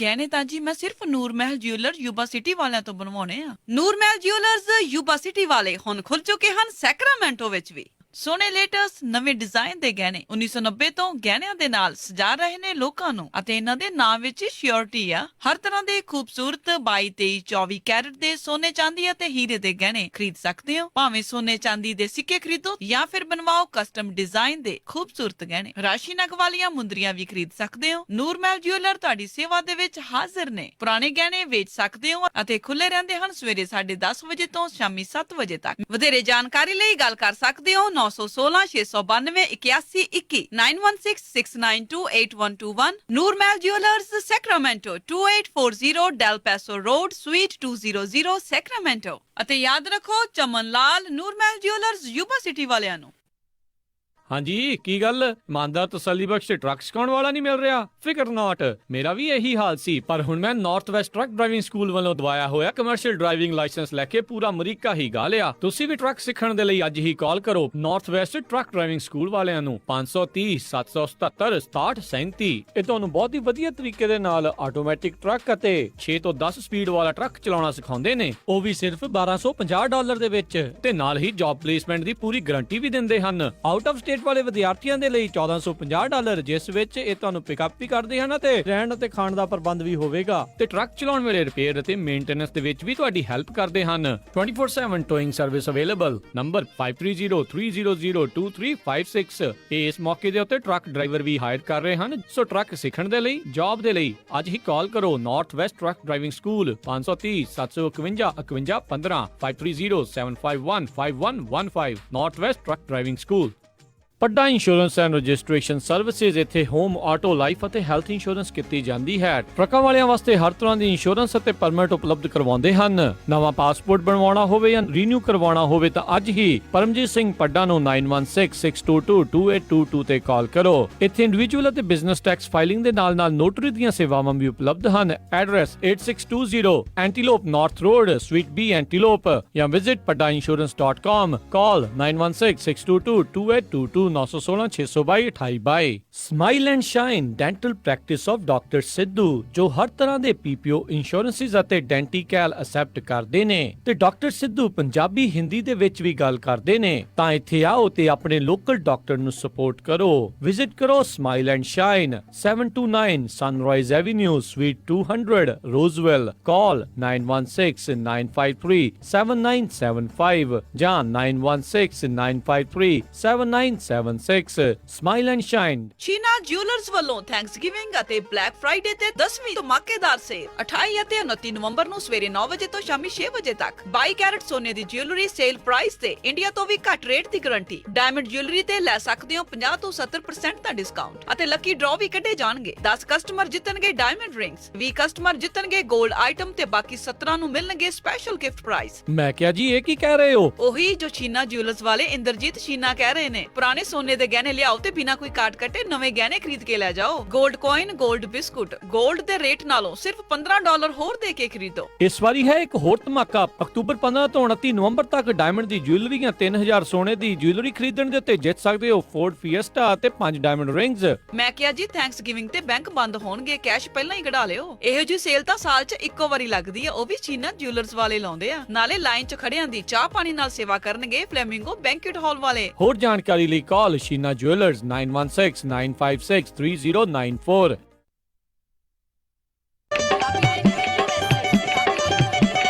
ਤੁਸੀਂ ਸੁਣ ਰਹੇ ਹੋ ਪੰਜਾਬੀ ਰੇਡੀਓ USA, ਪੰਜਾਬੀਆਂ ਦੀ ਆਪਣੀ ਆਵਾਜ਼।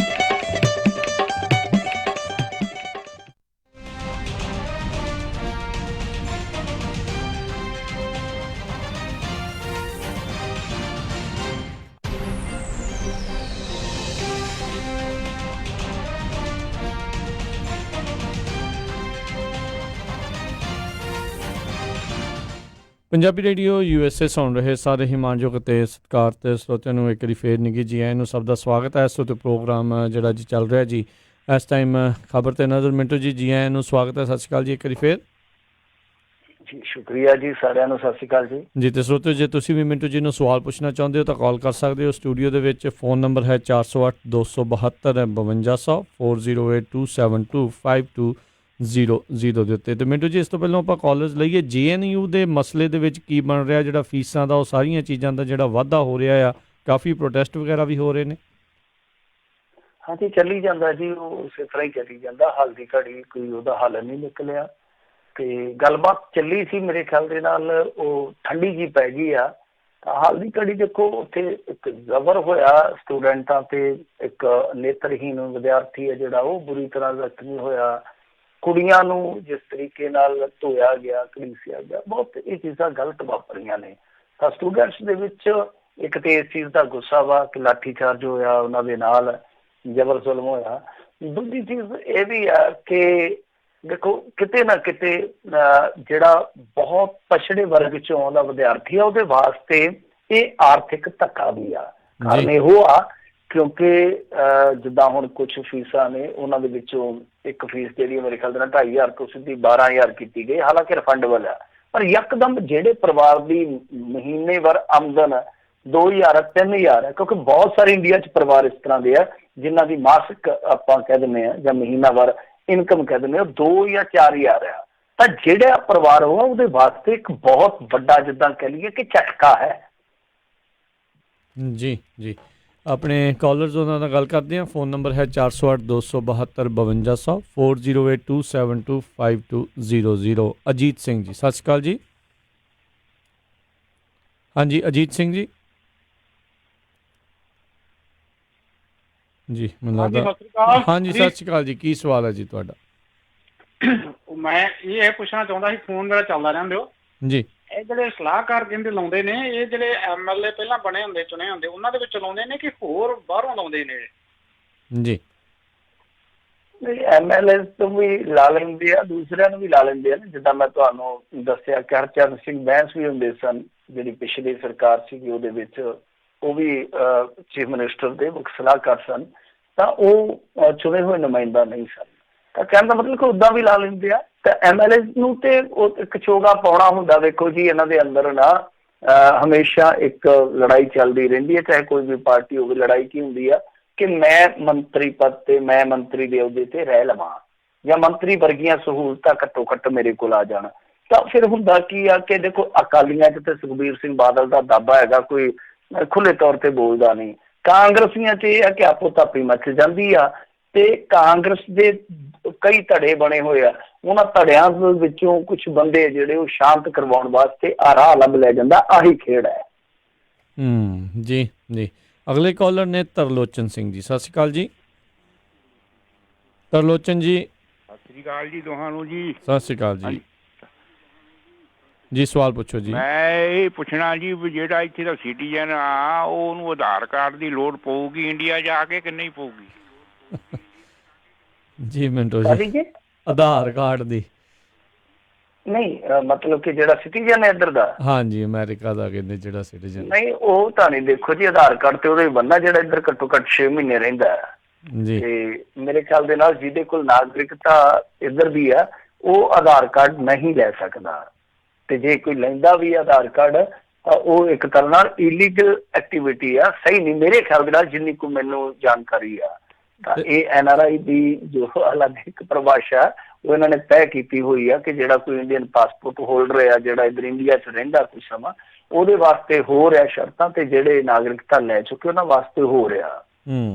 ਜੀ ਜੀ। ਤੇ ਬਿਲਕੁਲ, ਵੈਸੇ ਬਹੁਤ ਸਾਰੇ ਜਿਹੜੇ ਸਿਟੀਜ਼ਨ ਵੀ ਆ, ਉਹਨਾਂ ਦੇ ਕਈਆਂ ਦੇ ਕਾਰੋਬਾਰ ਵੀ ਆ, ਧੰਦੇ ਵੀ ਆ, ਬੈਂਕ ਅਕਾਊਂਟ ਵੀ ਆ, ਬੜਾ ਕੁਛ ਹੈਗਾ ਉਹਨਾਂ ਦਾ ਉੱਧਰ। ਭਾਈ ਹੁਣ ਸਾਰਾ ਕੁਛ ਸਮੇਟਣਾ ਜਾਂ ਉਸ ਹਿਸਾਬ ਦੇ ਨਾਲ ਦੇਖਣਾ ਹੈ, ਉਹ ਸ਼ੁਰੂ ਕਰੋ ਵੀ ਕਿੱਦਾਂ, ਜਿਹੜਾ ਬਾਅਦ ਦੇ ਵਿੱਚ ਇਹ ਨਾ ਹੋਵੇ। ਆਧਾਰ ਕਾਰਡ ਦੀ ਨਾ ਜਿਹੜੇ NRI ਆ, ਜਿਹੜੇ ਇਸ ਤਰ੍ਹਾਂ ਦੇ ਆ, ਉਸ ਲਾਅ ਦੇ ਵਿੱਚ ਜੇ ਤੁਸੀਂ ਚੰਗੀ ਤਰ੍ਹਾਂ ਪੜ੍ਹੋਗੇ, ਮੈਂ ਤੁਹਾਨੂੰ ਇੱਕ ਵਾਰੀ ਮੇਰੇ ਖਿਆਲ ਦਾ ਡਾਕੂਮੈਂਟ ਵੀ ਮੁਹੱਈਆ ਕਰਵਾਇਆ ਸੀ ਕਿ NRIs ਨੂੰ ਆਧਾਰ ਕਾਰਡ ਲਾਜ਼ਮੀ ਹੈ ਨਹੀਂਗਾ।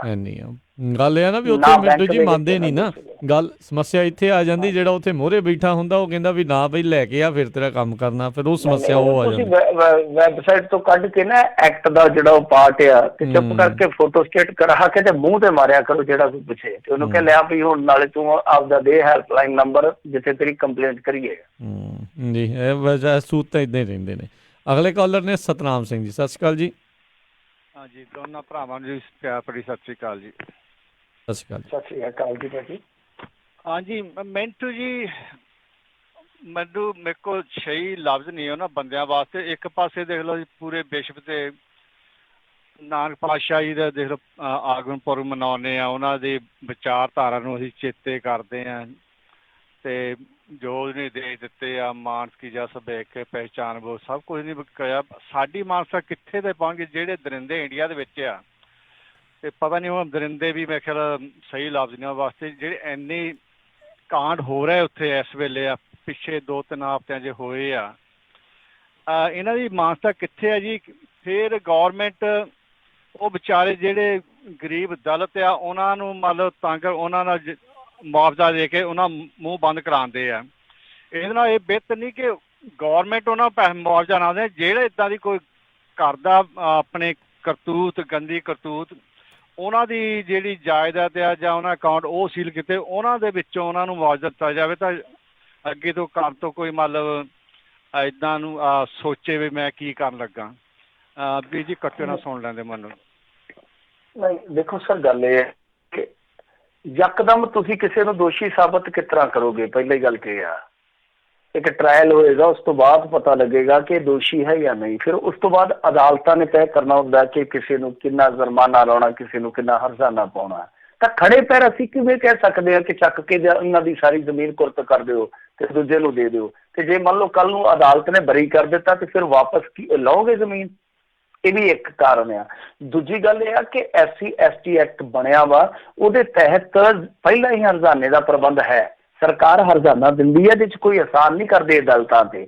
ਉਹ ਐਕਟ ਐਸੇ ਕਰਕੇ ਕਿ ਪਛੜੇ ਵਰਗਾਂ ਤੇ ਤਸ਼ੱਦਦ ਹੁੰਦਾ, ਸਦੀਆਂ ਤੋਂ ਹੁੰਦਾ ਆ ਰਿਹਾ ਤੇ ਉਹਦੇ ਵਾਸਤੇ ਆ ਕਿ ਜੇ ਕੋਈ ਤਸ਼ੱਦਦ ਦਾ ਸ਼ਿਕਾਰ ਹੁੰਦਾ, ਉਹਦੇ ਵਿੱਚ ਕੋਈ ਟੱਬਰ ਦਾ ਕਮਾਊ ਜੀ ਚਲਿਆ ਜਾਂਦਾ ਜਾਂ ਕੋਈ ਅੰਗਹੀਨ ਹੋ ਜਾਂਦਾ, ਸੱਟ ਫੇਟ ਲੱਗ ਜਾਂਦੀ ਹੈ ਤਾਂ ਉਹਨੂੰ ਮੁਆਵਜ਼ਾ ਦਿੱਤਾ ਜਾਵੇ। ਤੇ ਦੂਜੀ ਗੱਲ ਇਹ ਆ ਕਿ ਦੇਖੋ ਇਹ ਦੋ ਪੱਖ ਨੇ ਪੰਜਾਬ ਦੇ ਵਿੱਚ। ਜਦੋਂ ਵੀ ਇਸ ਤਰ੍ਹਾਂ ਦੀ ਕੋਈ ਘਟਨਾ ਵਾਪਰਦੀ ਹੈ ਤੇ ਬੜੀ ਮੈਂ ਕਹੂੰਗਾ ਕਿ ਸ਼ਰਮਨਾਕ ਵਾਪਰਦੀ ਹੈ। ਪਰ ਦੂਜਾ ਪੱਖ ਇਹ ਆ ਕਿ ਪੂਰੇ ਇੰਡੀਆ 'ਚ ਜਿੰਨੀਆਂ ਵਾਪਰਦੀਆਂ, ਖਾਸ ਤੌਰ ਤੇ ਬਿਹਾਰ 'ਚ ਲਾ ਲਓ, ਮੱਧ ਪ੍ਰਦੇਸ਼ 'ਚ ਲਾ ਲਓ, ਝਾਰਖੰਡ 'ਚ ਲਾ ਲਓ, ਇਹਨਾਂ ਰਾਜਾਂ ਦੇ ਵਿੱਚ, UP 'ਚ ਲਾ ਲਓ ਜੋ ਦਲਿਤਾਂ ਨਾਲ ਹੁੰਦਾ, ਗੁਜਰਾਤ 'ਚ ਲਾ ਲਓ, ਉਹ ਸਾਡੇ ਇੱਥੇ ਹੈ ਨਹੀਂ ਗਾ, ਬਹੁਤ ਘੱਟ ਆ। ਪਰ ਹੈ ਸਾਡੇ ਵਿੱਚ, ਸਾਡੀ ਭੀੜ ਦੇ ਵਿੱਚ ਵੀ ਇਨਸਾਨ ਦੇ ਭੇਸ ਦੇ ਵਿੱਚ ਸ਼ੈਤਾਨ ਹੈ, ਪਰ ਬਹੁਤ ਘੱਟ ਘਟਨਾਵਾਂ ਵਾਪਰਦੀਆਂ। ਅਦਰਵਾਈਜ਼ ਅੱਜ ਦੇ ਦੌਰ ਦੇ ਵਿੱਚ ਜੋ ਮੈਂ ਦੇਖਦਾ, ਜਿਹੜੀ ਅੱਜ ਦੀ ਜਨਰੇਸ਼ਨ ਹੈ ਜਾਂ ਮੇਰੇ ਤੋਂ ਬਾਅਦ ਵਾਲੀ ਜਨਰੇਸ਼ਨ ਆ, ਕੁਛ ਤੇ ਸਾਡੇ ਵੇਲੇ ਚੇਂਜ ਆ ਗਿਆ ਸੀ। ਅਸੀਂ ਤੇ ਮੈਂ ਖੁਦ ਜੰਮਿਆ ਪਲਿਆ ਦਲਿਤਾਂ ਦੇ ਘਰ ਦੇ ਵਿੱਚ ਆ, ਜ਼ਿਆਦਾਤਰ ਮੈਂ ਉੱਥੇ ਹੀ ਰਿਹਾ, ਉੱਥੇ ਹੀ ਖਾਧਾ ਪੀਤਾ। ਤੇ ਜਿਹੜੀ ਸਾਡੇ ਤੋਂ ਪਿਛਲੀ ਪੋਸ਼ ਆ ਰਹੀ ਹੈ ਜਨਤਾ, ਜੋ ਸਾਡੀ ਜਨਰੇਸ਼ਨ ਪਿਛਲੀ ਹੈ, ਸਾਡੇ ਤੋਂ ਛੋਟੀ ਆ, ਉਹਨਾਂ ਦੇ ਵਿੱਚ ਇਹ ਚੀਜ਼ਾਂ ਹੈ ਹੀ ਨਹੀਂ ਹੈ ਜੀ, ਬਹੁਤ ਘੱਟ ਨੇ। ਤਾਂ ਉਹ ਚੀਜ਼ਾਂ ਬਿਠਾਈਆਂ ਕਿਵੇਂ ਸੀਗੀਆਂ ਜਹਿਨ ਦੇ ਵਿੱਚ ਬੱਚਿਆਂ ਦੇ, ਉਹ ਤੁਸੀਂ ਆਪ ਹੀ ਅੰਦਾਜ਼ਾ ਲਾ ਲਓ। ਤੇ ਫਰਕ ਵੀ ਮਿਟ ਰਿਹਾ, ਪਰ ਹਾਂ ਕੁਝ ਬੰਦੇ ਹੈਗੇ ਆ ਜਿਹੜੇ ਇਸ ਮਿਟ ਰਹੇ ਫਰਕ ਨੂੰ ਸਮੇਂ-ਸਮੇਂ ਤੇ ਥੋੜਾ ਜਿਹਾ ਵਧਾ ਦਿੰਦੇ ਆ, ਥੋੜਾ ਜਿਹਾ ਹੋਰ ਫਾਟ ਦਿੰਦੇ ਆ। ਜੀ ਜੀ ਜੀ। ਅਗਲੇ ਕਾਲਰ ਨੇ ਆਪਣੇ ਨਾਲ ਜਿਹੜੇ ਕਪਾਲ ਧਾਮੀ ਜੀ, ਸਤਿ ਸ਼੍ਰੀ ਅਕਾਲ ਜੀ, ਸਵਾਗਤ ਹੈ। ਹਾਂਜੀ ਸਤਿ ਸ੍ਰੀ ਅਕਾਲ ਬਾਈ ਜੀ। ਸਤਿ ਸ਼੍ਰੀ ਅਕਾਲ ਜੀ। ਮਾੜਾ ਜਿਹਾ ਫੋਨ ਨਾ ਕੱਟਿਓ। ਦੂਜਾ ਮੈਂ ਪੁੱਛਣਾ ਸੀ, ਅੱਜ ਖਬਰ ਸੁਣੀ ਸੀ ਹਵਾਰਾ ਸਿੰਘ ਦਾ ਜਿਹੜਾ ਕੇਸ 'ਚ ਬਰੀ ਕੀਤਾ, ਜਿਹੜਾ ਉਹ 'ਚੋਂ ਅਸਲਾ ਬਰਾਮਦ ਹੋਇਆ ਸੀ ਕਹਿੰਦੇ, ਤਾਂ ਗਾਂ ਜਿਹੜਾ ਉਹ ਕੇਸ ਦੇ ਵਿੱਚ ਅੰਦਰ ਆ ਉਹ 'ਤੇ ਕੋਈ ਅਸਰ ਪਊਗਾ ਇਸ ਚੀਜ਼ ਦਾ? ਜੀ ਨਹੀਂ ਜੀ ਨਹੀਂ, ਇਹ ਜਗਤਾਰ ਸਿੰਘ ਹਵਾਰਾ ਅੱਗੇ ਵੀ ਮੇਰੇ ਖਿਆਲ ਦੇ ਨਾਲ ਕੇਸ 'ਚ ਬਰੀ ਹੋ ਚੁੱਕਿਆ, ਪਤਾ ਨਹੀਂ 1 'ਚ ਹੋਇਆ ਕਿ 2 'ਚ ਹੋਇਆ। ਤਾਂ ਉਹਦੇ ਨਾਲ ਉਸ ਕੇਸ ਦੇ ਵਿੱਚ ਕੋਈ ਫਰਕ ਨਹੀਂ ਪੈਣਾ, ਕਿਉਂਕਿ ਜਿਹੜੀ ਸਜ਼ਾ ਹੋਈ ਆ ਉਹ ਤਾਂ ਉਮਰ ਕੈਦ ਹੈ, ਤਾਂ ਉਮਰ ਕੈਦ ਹੈ, ਮਤਲਬ ਕਿ ਆਖਰੀ ਸਾਹ ਤੱਕ ਦੀ ਉਮਰ ਕੈਦ ਆ। ਤਾਂ ਦੂਸਰੇ ਕੇਸ ਜਿਹੜੇ ਬਰੀ ਹੋ ਜਾਂਦੇ ਆ ਤਾਂ ਉਹ ਇੰਨਾ ਕੁ ਫਾਇਦਾ ਅੱਗੇ ਜ਼ਰੂਰ ਦੇ ਸਕਦੇ ਆ ਕਿ ਮੰਨ ਲਓ ਕੱਲ ਨੂੰ ਪੈਰੋਲ ਮਿਲਣੀ ਹੈ, ਮੰਨ ਲਓ 5 ਸਾਲ ਨੂੰ, 10 ਸਾਲ ਨੂੰ, 20 ਸਾਲ ਨੂੰ, ਜਦੋਂ ਵੀ ਕਿਤੇ ਕੋਈ ਇਸ ਤਰ੍ਹਾਂ ਦਾ ਸਬੱਬ ਬਣਦਾ ਤਾਂ ਉਦੋਂ ਜਿਹੜੇ ਇਹ ਕੇਸ ਹੁੰਦੇ ਆ ਜੇ ਝੜੇ ਹੋਣ, ਮਤਲਬ ਕਿ ਫਾਰਗ ਹੋਣ, ਤਾਂ ਬੰਦਾ ਬਹੁਤ ਈਜ਼ਲੀ ਬਾਹਰ ਆ ਜਾਂਦਾ ਹੈ। ਤੇ ਕਈ ਵਾਰ ਇਹ ਹੁੰਦਾ ਕਿ ਮੁੱਖ ਕੇਸ ਦੇ ਵਿੱਚ ਤੁਹਾਨੂੰ ਸਭ ਬੰਧਨਾਂ ਤੋਂ ਮੁਕਤ ਕਰ ਦਿੱਤਾ ਜਾਂਦਾ, ਮਤਲਬ ਕਿ ਪੈਰੋਲ ਜਾਓ, ਪਰ ਜਿਹੜੇ ਹਾ ਕੇਸ ਹੁੰਦੇ ਆ ਢਿੱਕਾ ਉਡਾ ਦਿੰਦੇ ਆ। ਕਈ ਕਿਸੇ 'ਚ ਜ਼ਮਾਨਤ ਨਹੀਂ ਹੋਈ ਹੁੰਦੀ, ਕਿਸੇ 'ਚ ਵਾਰੰਟ ਨਹੀਂ ਲੱਗਾ ਹੁੰਦਾ, ਤਾਂ ਪੈਰੋਲ ਵਾਲਾ ਵੀ ਤੁਹਾਡਾ ਜਿਹੜਾ ਇੱਕ ਚਾਂਸ ਹੁੰਦਾ ਮਿਸ ਹੋ ਜਾਂਦਾ। ਸੋ ਇਹਨਾਂ ਤੋਂ ਲਾਭ ਜ਼ਰੂਰ ਮਿਲ ਸਕਦਾ ਜੀ। ਅਗਲੇ ਕਾਲਰ ਨੇ ਅਜੀਤ ਸਿੰਘ ਜੀ, ਸਤਿ ਸ਼੍ਰੀ ਅਕਾਲ ਜੀ। ਹਾਂਜੀ, ਮੈਂ ਉਹ ਗੱਲ ਕਰਦਾ ਸੀਗਾ ਵੀ ਇਹ ਜਿਹੜੇ ਸਲਾਹਕਾਰਾਂ ਦੀ ਗੱਲ ਚੱਲਦੀ ਪਈ ਸੀ ਜੀ, ਤੇ ਜਾਂ ਉਹ ਮੁੱਖ ਮੰਤਰੀ ਸਲਾਹਕਾਰ ਰੱਖਦਾ ਹੈ ਜਾਂ ਉਹ ਕੋਈ ਹੋਰ ਰੱਖਦਾ ਹੈ, ਤੇ ਜਦੋਂ ਇਹਨਾਂ ਨੂੰ ਪਤਾ ਵੀ ਸਾਡਾ ਦਿਮਾਗ ਇੰਨਾ ਹੈ ਹੀ ਨਹੀਂ, ਸਾਡੇ ਦਿਮਾਗ 'ਚ ਭੇਜਿਆ ਹੀ ਨਹੀਂ ਐਡਾ ਹੈਗਾ ਤੇ ਸਾਡੇ ਕੋਲ ਕੰਮ ਨਹੀਂ ਚੱਲਣਾ ਤੇ ਸਾਨੂੰ ਬਾਅਦ 'ਚ ਸਲਾਹਕਾਰ ਰੱਖਣੇ ਪਏ, ਤੇ ਇਹ ਕੰਮ ਆਉਂਦੇ ਕਿਉਂ, ਹੋਰ ਕਿਸੇ ਨੂੰ ਅੱਗੇ ਆ ਲੈਂਦੇ ਨੇ, ਕਿਉਂ ਨਹੀਂ ਆਉਣ ਦਿੰਦੇ ਤੁਹਾਡੇ ਅੱਗੇ ਰਾਹ ਦੇ ਵਿੱਚ? ਕੋਠੀਆਂ ਕਿੱਦਾਂ ਮਿਲਣੀਆਂ ਜੀ ਉਹਨਾਂ ਨੂੰ? ਦੇਖੋ ਇਹ ਤਾਂ ਚੱਲਦਾ ਹੀ ਆਇਆ, PA ਰੱਖਦੇ ਆ, ਸਲਾਹਕਾਰ ਵੀ ਰੱਖਦੇ ਆ, ਸੈਕਟਰੀ ਰੱਖਦੇ ਆ, ਬਹੁਤ ਕੁਛ ਆ। ਹੁਣ ਤੇ SGPC ਦੇ ਵਿੱਚ ਵੇਖੋ ਇੱਕ ਬਕਾਇਦਾ CA ਰੱਖਿਆ ਜਾਂਦਾ ਔਰ ਉਹਦੀ ਤਨਖਾਹ ਕਿੰਨੇ ਲੱਖ ਆ, ਤੁਸੀਂ ਦੇਖਿਆ ਹੀ ਹੋਣਾ। ਸੋ ਬਹੁਤ ਕੁਛ ਆ ਜਿਨ੍ਹਾਂ ਦੇ ਹੱਥ ਜ਼ੋਰ ਹੈ ਜੀ, ਜਿਸ ਹੱਥ ਜ਼ੋਰ ਕਰ ਵੇਖੇ ਸੋਏ, ਗੁਰਬਾਣੀ ਦੇ ਵਿੱਚ ਲਿਖਿਆ ਨਾ, ਤਾਂ ਜਿਹਦੇ ਹੱਥ ਜ਼ੋਰ ਹੁੰਦਾ ਉਹ ਆਪਣਾ ਵਰਤਦਾ ਹੀ ਆ। ਪਰ ਇਹਦੇ ਵਿੱਚ ਇਹ ਆ ਕਿ ਜੇ ਲੋਕ ਥੋੜੇ ਜਿਹੇ ਚੇਤਨ ਹੋਣ, ਲੋਕ ਥੋੜੇ ਜਿਹੇ ਜਾਗਰੂਕ ਹੋਣ, ਤਾਂ ਇਹ ਚੀਜ਼ਾਂ ਠੀਕ ਕੀਤੀਆਂ ਜਾ ਸਕਦੀਆਂ, ਵੱਡੀ ਗੱਲ ਨਹੀਂ ਹੈ। ਕਿਉਂਕਿ ਆਪਾਂ ਦੇਖਿਆ ਜਦੋਂ ਵੀ ਬਹੁਤ ਸਟਰੋਂਗਲੀ ਅਪੋਜ਼ ਕਰਦੀ ਹੈ ਜਨਤਾ, ਤਾਂ ਉਦੋਂ ਇਹ ਪੈਰ ਪਛਾਕੜ ਹੋ ਲੈਂਦੇ ਆ, ਮਤਲਬ ਕਿ ਪਿੱਛੇ ਨੂੰ ਤੁਰ ਪੈਂਦੇ ਆ। ਬਹੁਤ ਥਾਵਾਂ ਤੇ ਲੋਕ ਜਿੱਤੇ ਆ। ਤਾਂ ਜਦੋਂ ਲੋਕ ਹੱਲਾ ਕਰਕੇ ਇੱਕ ਮੁੱਠ ਹੋ ਕੇ ਇਹਨਾਂ ਨੂੰ ਪੈਣ ਲੱਗੇ, ਪੈਣ ਤੋਂ ਭਾਵੇਂ ਆ ਕਿ ਇਹਨਾਂ ਦਾ ਵਿਰੋਧ ਕਰਨ ਲੱਗੇ, ਤਾਂ ਮੇਰੇ ਖਿਆਲ ਦੇ ਨਾਲ ਇਹ ਚੀਜ਼ਾਂ ਠੀਕ ਹੋ ਜਾਣਗੀਆਂ। ਬਾਕੀ ਸੰਵਿਧਾਨਕ ਕੋਈ ਫਾਟਕ ਨਹੀਂ ਹੈਗਾ। ਸਾਡੇ ਪੰਜਾਬੀ 'ਚ ਕਹਾਵਤ ਆ ਕਿ ਫਾਟਕ ਟੁੱਟਿਆ ਤੇ ਘਰ ਲੁੱਟਿਆ। ਕੋਈ ਸੰਵਿਧਾਨਕ ਫਾਟਕ ਹੋਵੇ ਨਾ, ਇਸ ਤਰ੍ਹਾਂ ਦੀਆਂ ਸਹੂਲਤਾਂ ਤੇ ਇਸ ਤਰ੍ਹਾਂ ਦੀਆਂ ਜੋ ਚੋਰ ਮੋਰੀਆਂ ਨੇ, ਫਿਰ ਗੱਲ ਬਣਦੀ ਹੈ। ਜੇ ਹੁੰਦਾ ਵੀ ਸਾਡਾ ਸੰਵਿਧਾਨ ਬਹੁਤ ਵਧੀਆ ਸੰਵਿਧਾਨ ਸੀਗਾ, ਪਰ ਹੁੰਦਾ ਕੀ ਹੈ ਕਿ ਜਿੱਥੋਂ ਇਹਨਾਂ ਨੇ ਮਲਾਈ ਛਕਣੀ ਹੁੰਦੀ ਹੈ, ਜਿੱਥੇ ਇਹਨਾਂ ਦੇ ਮਫਾਦ ਜੁੜੇ ਹੁੰਦੇ ਆ, ਉੱਥੇ ਸੋਧ ਕਰ ਦਿੰਦੇ, ਕਰੀਏ ਕੀ? ਜੀ ਜੀ ਜੀ। ਅਗਲੇ ਕਾਲਰ ਨੇ ਜਗਜੀਤ ਸਿੰਘ ਜੀ, ਸਤਿ ਸ਼੍ਰੀ ਅਕਾਲ ਜੀ। ਜਗਜੀਤ ਸਿੰਘ ਜੀ। ਹਾਂਜੀ, ਸਤਿ ਸ਼੍ਰੀ ਅਕਾਲ ਖਾਲਸਾ ਜੀ। ਸਤਿ ਸ਼੍ਰੀ ਅਕਾਲ ਜੀ। ਮੇਰਾ ਸਵਾਲ ਇਹ ਹੈ ਕਿ ਫੌਜ 'ਚ ਨੌਕਰੀ ਕਰਨੀ ਕੋਈ ਗੁਨਾਹ ਕੀਤਾ ਹੈ?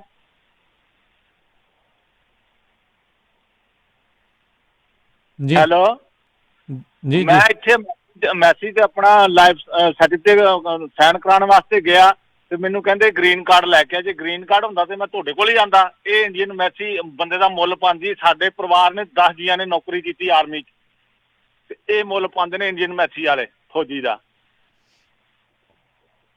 ਇਹ ਬੜੀ ਗੁਰਸਰੀਏ ਨੂੰ ਮੇਰਾ ਸਵਾਲ ਹੈ, ਉਹਨਾਂ ਨੂੰ ਮੈਨੂੰ ਜਵਾਬ ਦਿਓ ਵੀ ਕੀ ਮੁੱਲ ਪਾਉਂਦੇ ਨੇ। ਅਸੀਂ 20 ਸਾਲ ਨੌਕਰੀ ਕੀਤੀ ਹੈ, ਹਰ ਇੱਕ ਜਗ੍ਹਾ ਦੀ ਧੱਕੇ ਖਾਦੇ ਨੇ ਨੌਕਰੀ ਕਰਕੇ। ਇੱਥੇ ਜੇ ਪਹੁੰਚੇ ਕਿਸੇ ਵੀ ਤਰੀਕੇ ਨਾਲ ਇੱਥੇ ਪਹੁੰਚਿਆ, ਜੇ ਸਾਡਾ ਲਾਈਫ ਸਰਟੀਫਿਕੇਟ ਸਾਈਨ ਕਰ ਦੇਣ ਉੱਤੇ, ਤੇ ਕੀ ਇਹਨਾਂ ਨੂੰ ਪ੍ਰੋਬਲਮ ਇੰਡੀਅਨ ਮੈਸੀ ਵਾਲਿਆਂ ਨੂੰ?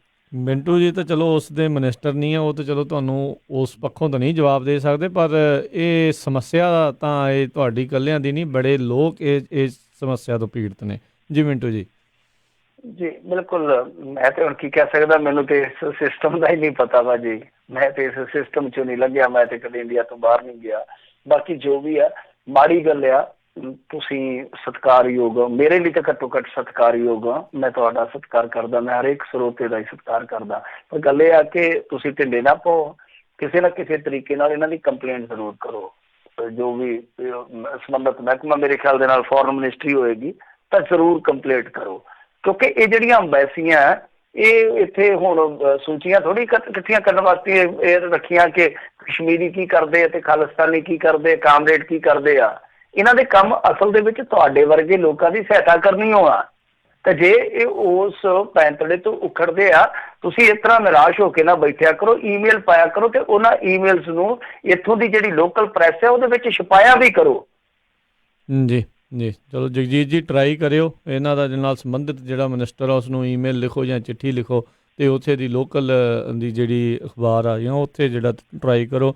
ਪਰ ਇਹ ਸਮੱਸਿਆ ਬਹੁਤ ਹੀ ਜ਼ਿਆਦਾ ਇਹ ਹੈਗੀ ਹੈ, ਇੱਕ ਬੰਦੇ ਦੀ ਨਹੀਂ, ਬਹੁਤ ਸਾਰੇ ਲੋਕਾਂ ਨੂੰ ਇੱਦਾਂ ਦੀ ਸਮੱਸਿਆ ਹੈ। ਉੱਥੇ ਉਹਨਾਂ ਨੇ ਲਿਖ ਕੇ ਲਾਇਆ। ਹੁਣ ਚਲੋ ਬੰਦਾ ਕਈ ਵਾਰੀ ਜਾਂਦਾ ਹੈ ਉੱਥੇ, ਦੇਖਦਾ ਹੈ ਨਾ, ਵੀ ਕਹਿੰਦੇ ਵੀ ਜੇ ਮਾੜਾ ਮੋਟਾ ਵੀ ਤੁਸੀਂ ਉੱਚੀ ਬੋਲੇ ਤਾਂ ਅਸੀਂ ਤੁਹਾਡਾ ਕੇਸ, ਤੁਹਾਡੀ ਐਪਲੀਕੇਸ਼ਨ ਹੀ ਸਿਰੋਂ ਰੱਦ ਕਰ ਦੇਣੀ ਆ। ਫਿਰ ਨਾ ਕਿਉਂ ਵੀ ਸਾਨੂੰ ਉਹ ਆਖਿਆ। ਗੱਲ ਆ ਵੀ ਲੋਕਾਂ ਨੂੰ ਗੁੱਸਾ ਫਿਰ ਤਾਂ ਚੜ੍ਹਦਾ ਆ ਜਦੋਂ ਇੱਦਾਂ ਦੀਆਂ ਉਹ ਅੱਗੋਂ ਕਰਤੂਤਾਂ ਉਹ ਕਰਦੇ ਆ ਵੀ ਉਹ ਕੰਮ ਜਿਹੜਾ ਇਹਨਾਂ ਦਾ ਕਰਕੇ ਕਿਸੇ ਦਾ ਵੀ ਉਹ ਰਾਜੀ ਨਹੀਂ ਬਣਦੇ। ਅਗਲੇ ਕਾਲਰ ਨੇ ਬਲਰਾਜ ਜੀ, ਸਤਿ ਸ਼੍ਰੀ ਅਕਾਲ ਜੀ। ਹਾਂਜੀ ਦੋਹਾਂ ਮੇਰਾ ਸਤਿ ਸ਼੍ਰੀ ਅਕਾਲ ਜੀ। ਸਤਿ ਸ਼੍ਰੀ ਅਕਾਲ ਜੀ। ਵੀਰੇ ਗੱਲ ਆ ਜਿਵੇਂ ਹੁਣ ਥੋੜਾ ਭਾਜੀ ਕਹਿ ਕੇ ਗਏ ਵੀ ਫੌਜ ਦੀ ਨੌਕਰੀ ਕੀਤੀ ਏਦਾਂ ਤੇ ਏਦਾਂ ਹਨਾ, ਸੋ ਗੱਲ ਆ ਕੋਈ ਲਾਈਕ ਮਾਈਂਡ ਨਾ ਕਰਿਓ ਹਨਾ, ਨਾ ਹੀ ਉਹ ਭਾਜੀ ਮਾਈਂਡ ਕਰਨ। ਗੱਲ ਆ ਵੀਰੇ ਉਹਨਾਂ ਨੇ ਉਹ ਕਹਿਣਾ ਚਾਹੀਦਾ ਵੀ ਸਿੱਧਾ ਧੱਕਾ ਕਰਦੇ ਆ, ਫੌਜ ਦਾ ਨਾਂ ਲੈਣ ਦੀ ਵਿੱਚ ਕੀ ਲੋੜ ਆ? ਜਿਹੜਾ ਕੋਈ ਅੱਜ ਕੱਲ੍ਹ ਫੌਜ ਦੀ ਬਹੁਤ ਜ਼ਿਆਦਾ ਹਮਾਇਤ ਚੱਲਦੀ ਆ ਹਨਾ, ਹੁਣ ਦੇਖੀਓ ਜੇ ਧੱਕਾ ਉਸ ਮੁਲਕ 'ਚ ਕਿਹਦੇ ਨਾਲ ਨਹੀਂ ਹੁੰਦਾ? ਜੇ ਫੌਜੀ ਸੇਵਾ ਕਰਦੇ ਆ, ਕਿਸਾਨ ਨਾਲੋਂ ਵੱਡਾ ਸੇਵਕ ਕੌਣ ਆ? ਕੋਈ ਪੈਨਸ਼ਨ ਨਹੀਂ, ਕੋਈ ਤਨਖਾਹ ਨਹੀਂ, ਗੜੇਮਾਰੀ ਹੋ ਜਾਂਦੀ ਆ, ਕੋਈ ਬਾਂਹ ਨਹੀਂ ਫੜਦਾ ਉਹਦੀ। ਸੋ ਧੱਕਾ ਤਾਂ ਸਾਰਿਆਂ ਨਾਲ ਹੀ ਹੁੰਦਾ। ਆਹ ਕਹਿਣ ਵੀ ਅਸੀਂ ਫੌਜ ਆ ਜੀ ਸੇਵਾ ਕੀਤੀ ਆ, ਸੋ ਉਹ ਮੇਰੇ ਹਿਸਾਬ ਨਾਲ ਕੋਈ ਤੌਕ ਨਹੀਂ ਬਣਦੀ। ਤਨਖਾਹ ਲਈ ਆ ਫੇਰ ਉਹ ਕੋਈ ਠੀਕ ਆ, ਸੇਵਾ ਵਾ ਜਾਣਦਾ, ਉਹਨਾਂ ਨੂੰ ਜੋਖਮ ਰਿਹਾ ਵਾ ਹਮੇਸ਼ਾ, ਚਲੋ ਮੰਨਦੇ ਆ, ਪਰ ਤਨਖਾਹ ਵੀ ਲਈ ਆ ਨਾ। ਸੋ ਉਹ ਕਹਿੰਦਾ ਧੱਕਾ ਕਰਦੇ ਆ ਜਾਂ ਮਦਦ ਨਹੀਂ ਕਰਦੇ, ਕੰਮ ਨਹੀਂ ਕਰਦੇ, ਉਹ ਗੱਲ ਵੱਖਰੀ ਆ, ਪਰ ਫੌਜ ਦਾ ਮੁੱਦਾ ਬਣਾ ਦੇਣਾ ਤੇ ਪਲੀਜ਼ ਫੋਨ ਨਾ ਕੱਟਿਓ ਜੀ। ਜੀ ਚਲੋ ਉਹਨਾਂ ਨੇ ਆਪਣੀ ਸਮੱਸਿਆ ਦੱਸੀ ਆਪਣੇ ਤਰੀਕੇ ਦੇ ਨਾਲ, ਪਰ ਬਿਲਕੁਲ ਗੱਲ ਤੇ ਇਹ ਹੈ ਕਿ ਹਰੇਕ ਨਾਗਰਿਕ ਦੀ ਇਹ ਸਮੱਸਿਆ, ਔਰ ਮੈਂ ਬਹੁਤ ਲੋਕਾਂ ਤੋਂ ਸੁਣੀ ਆ, ਤਾਂ ਇਹਦੇ ਲਈ ਬਸ ਇਹੋ ਆ ਕਿ ਠੀਕ ਹੈ ਜੋ ਵੀ ਉਹ ਕਰਦੇ ਆ ਤਾਂ ਉਹ ਤਾਂ ਤੁਹਾਡੇ ਸਾਹਮਣੇ ਹੀ ਆ ਵਤੀਰਾ ਉਹਨਾਂ ਦਾ, ਪਰ ਇਹਨਾਂ ਦੀਆਂ ਸ਼ਿਕਾਇਤਾਂ ਜ਼ਰੂਰ ਹੋਣੀਆਂ ਚਾਹੀਦੀਆਂ। ਘੱਟੋ ਘੱਟ ਕੌਮਾਂਤਰੀ ਪਲੇਟਫਾਰਮ ਤੇ ਇੱਦਾਂ ਦੀਆਂ ਖਬਰਾਂ ਜਾਣੀਆਂ ਚਾਹੀਦੀਆਂ ਕਿ ਇੰਡੀਅਨ ਅੰਬੈਸੀ ਆ ਜਿਹੜੀਆਂ, ਇਹ ਭਾਰਤੀ ਅੰਬੈਸੀਆਂ ਨੇ ਜਿਹੜੀਆਂ, ਉਹ ਕਿਸ ਤਰ੍ਹਾਂ ਦਾ ਉੱਥੇ ਜਾ ਕੇ ਵਤੀਰਾ ਕਰਦੀਆਂ ਆਪਣੇ ਹੀ ਬੰਦਿਆਂ ਦੇ ਨਾਲ। ਤਾਂ ਇਹ ਤੇ ਇਹੋ ਜਿਹੇ ਆ, ਤੁਸੀਂ ਦੇਖਿਆ ਹੀ ਆ ਇਰਾਕ ਦੇ ਮਾਮਲੇ ਦੇ ਵਿੱਚ ਕਿ ਉਹ ਇਰਾਕ 'ਚ ਬੰਦੇ ਕਿਸ ਤਰ੍ਹਾਂ ਗਏ, ਇਹਨਾਂ ਨੂੰ ਪਤਾ ਹੀ ਨਹੀਂ ਲੱਗਿਆ, ਅੱਜ ਤੱਕ ਨਹੀਂ ਪਤਾ ਲੱਗਿਆ ਕਿ ਉਹ ਕਿਸ ਤਰ੍ਹਾਂ ਗਏ, ਕਿ ਪਹਿਲਾਂ ਕਿਹੜੇ ਮੁਲਕ 'ਚ ਗਏ, ਫਿਰ ਕਿੱਥੋਂ ਕਿੱਥੇ ਗਏ। ਸੋ ਇਹ ਬਹੁਤ ਹੀ ਘਟੀਆ ਗੱਲ ਆ ਇਹਨਾਂ ਵਾਸਤੇ, ਕਿਉਂਕਿ ਜਿਹੜੇ ਬੈਠੇ ਆ ਉਹ ਸੇਵਾ ਦੇਣ ਵਾਸਤੇ ਬੈਠੇ ਆ, ਉਹ ਕੋਈ ਉੱਥੇ ਇਹ ਥੋੜ੍ਹੀ ਆ ਕਿ ਘੁੰਮਣ ਫਿਰਨ ਗਏ, ਸੇਵਾ ਦੇਣ ਵਾਸਤੇ ਬੈਠੇ, ਕਦੇ ਤੁਹਾਡੀ ਸੇਵਾ ਕਰਨ ਵਾਸਤੇ। ਤੇ ਜਿਹੜੇ ਲੋਕ ਇੰਡੀਆ ਨਾਲ ਤਾਲੁਕ ਰੱਖਦੇ ਆ ਤਾਂ ਜ਼ਰੂਰਤ ਇਸੇ ਗੱਲ ਦੀ ਹੈ ਕਿ ਇਹਨਾਂ ਦੀਆਂ ਸ਼ਿਕਾਇਤਾਂ ਕੀਤੀਆਂ ਜਾਣ। ਬਾਕੀ ਹਰੇਕ ਬੰਦੇ ਦਾ ਇੱਕ ਨਜ਼ਰੀਆ ਹੁੰਦਾ ਗੱਲ ਕਹਿਣ ਦਾ, ਮੇਰੇ ਖਿਆਲ ਦੇ ਨਾਲ ਕੋਈ ਗੁੱਸਾ ਨਹੀਂ ਕਰਨਾ ਚਾਹੀਦਾ, ਕੋਈ ਗੱਲ ਨਹੀਂ, ਹਰੇਕ ਨੂੰ ਆਪਣੀ ਗੱਲ ਰੱਖਣ ਦਾ ਹੱਕ ਹੈ, ਅਧਿਕਾਰ ਹੈ। ਜੀ ਅਗਲੇ ਕਾਲਰ ਨੇ ਨਰਿੰਦਰ ਜੀ, ਸਤਿ ਸ਼੍ਰੀ ਅਕਾਲ ਜੀ, ਸਵਾਗਤ ਹੈ। ਹਾਂਜੀ ਸਤਿ ਸ਼੍ਰੀ ਅਕਾਲ ਦੋਨੋਂ ਵੀਰਾਂ ਨੂੰ। ਸਤਿ ਸ਼੍ਰੀ ਅਕਾਲ ਜੀ। ਮਿੰਟੂ ਬਾਈ ਜੀ, ਮੇਰਾ ਵੀ ਸਵਾਲ ਇਹਦੇ ਨਾਲ ਰਲਦਾ ਮਿਲਦਾ ਹੀ ਆ। ਮੈਂ 2015-16 ਮੈਂ ਆਪਣਾ ਪਾਸਪੋਰਟ ਬਣਵਾਉਣ ਗਿਆ ਸੀ ਐਮਬੈਸੀ 'ਚ, ਤੇ ਉਹ ਮੈਨੂੰ ਪੁੱਛਣ ਲੱਗ ਪਿਆ ਤੇਰਾ ਸਟੇਟਸ ਕੀ ਆ। ਮੈਂ ਕਿਹਾ ਤੁਹਾਨੂੰ ਸਟੇਟਸ ਨਾਲ ਕੀ ਲੈਣਾ ਦੇਣਾ, ਉਹਨਾਂ ਨੇ ਮੇਰਾ ਪਾਸਪੋਰਟ ਨਹੀਂ ਬਣਨ ਦਿੱਤਾ। ਫਿਰ ਮੇਰੇ ਵੱਡੇ ਭਰਾ ਨੇ ਆਪਣੇ ਵਿਦੇਸ਼ ਮੰਤਰਾਲੇ 'ਚ ਈਮੇਲ ਕੀਤੀ, PM ਆਫਿਸ 'ਚ ਮੇਲ ਕੀਤੀ, ਸਾਰਾ ਇਨਫੋਰਮੇਸ਼ਨ ਦਿੱਤੀ, ਅੱਜ ਤੱਕ ਕੋਈ ਜਵਾਬ ਨਹੀਂ ਆਇਆ। ਅਸੀਂ ਕਿਹਨੂੰ ਕਹੀਏ? ਅਸੀਂ ਤਾਂ PM ਆਫਿਸ ਤੇ ਵੀ ਈਮੇਲ ਕਰਤੀ ਆ, ਮੇਰਾ ਅੱਜ ਤੱਕ ਪਾਸਪੋਰਟ ਨਹੀਂ ਬਣਿਆ। ਬਾਹਰੋਂ ਬਣਾਉਣ ਨੂੰ $5,000 ਮੰਗਦੇ ਨੇ, ਤੇ ਕਿਹਨੂੰ ਕਰੀਏ ਅਸੀਂ, ਕਿੱਥੇ ਸੁਣਵਾਈ ਕਰੀਏ? ਸਾਨੂੰ ਤਾਂ ਅੱਜ ਤੱਕ ਸਮਝ ਹੀ ਨਹੀਂ ਆਇਆ। ਭਾਜੀ ਸੁਣਨ ਦਿਓ ਭਾਜੀ। ਨਹੀਂ ਇਹ ਤਾਂ ਬੜੀ ਮਾੜੀ ਗੱਲ ਹੈ, ਪਰ ਜਦੋਂ ਇੱਧਰ ਲੀਡਰ ਆਉਂਦੇ ਆ, ਜਦੋਂ ਮੈਂਬਰ ਪਾਰਲੀਮੈਂਟ ਆਉਂਦੇ ਆ, ਮੈਂ ਜਾਣਦਾ ਵੀ, ਮੈਂ ਨਾਂ ਨਹੀਂ ਕਿਸੇ ਦਾ ਲੈਣਾ ਚਾਹੁੰਦਾ, ਜਿਨ੍ਹਾਂ ਦੇ ਕੋਲ ਲਿਖਿਆ ਕਿ ਕੇਂਦਰ ਦੇ ਮੰਤਰੀ ਵੀ ਠਹਿਰਦੇ ਆ US ਦੇ ਵਿੱਚ, ਬਹੁਤ ਤੱਕ ਦੀਆਂ ਗੱਲਾਂ ਨੇ, ਉੱਚੀਆਂ ਨੇ ਗੱਲਾਂ ਤੇਰੇ ਯਾਰ ਦੀਆਂ। ਤਾਂ ਜਿਹੜੇ ਇਹ ਲੋਕ ਆ, ਇਹਨਾਂ ਨੂੰ ਕਮਿਊਨਿਟੀ ਦੀਆਂ ਆਪਣੀਆਂ ਸਮੱਸਿਆਵਾਂ ਜਿਹੜੀਆਂ ਰੱਖਣੀਆਂ ਚਾਹੀਦੀਆਂ। ਕਿਆ ਸਾਡੀਆਂ ਸਮੱਸਿਆਵਾਂ ਨੇ ਇਸ ਮਾਮਲੇ 'ਚ? ਦੇਖੋ ਸੁਸ਼ਮਾ ਸਵਰਾਜ ਥੋੜ੍ਹੀ ਹਟ ਕੇ ਸੀਗੀ, ਲੀਕ ਤੋਂ ਹਟ ਕੇ, ਚਲੋ ਹੁਣ ਉਹ ਆਪਣੇ ਵਿੱਚ ਨਹੀਂ ਹੈ।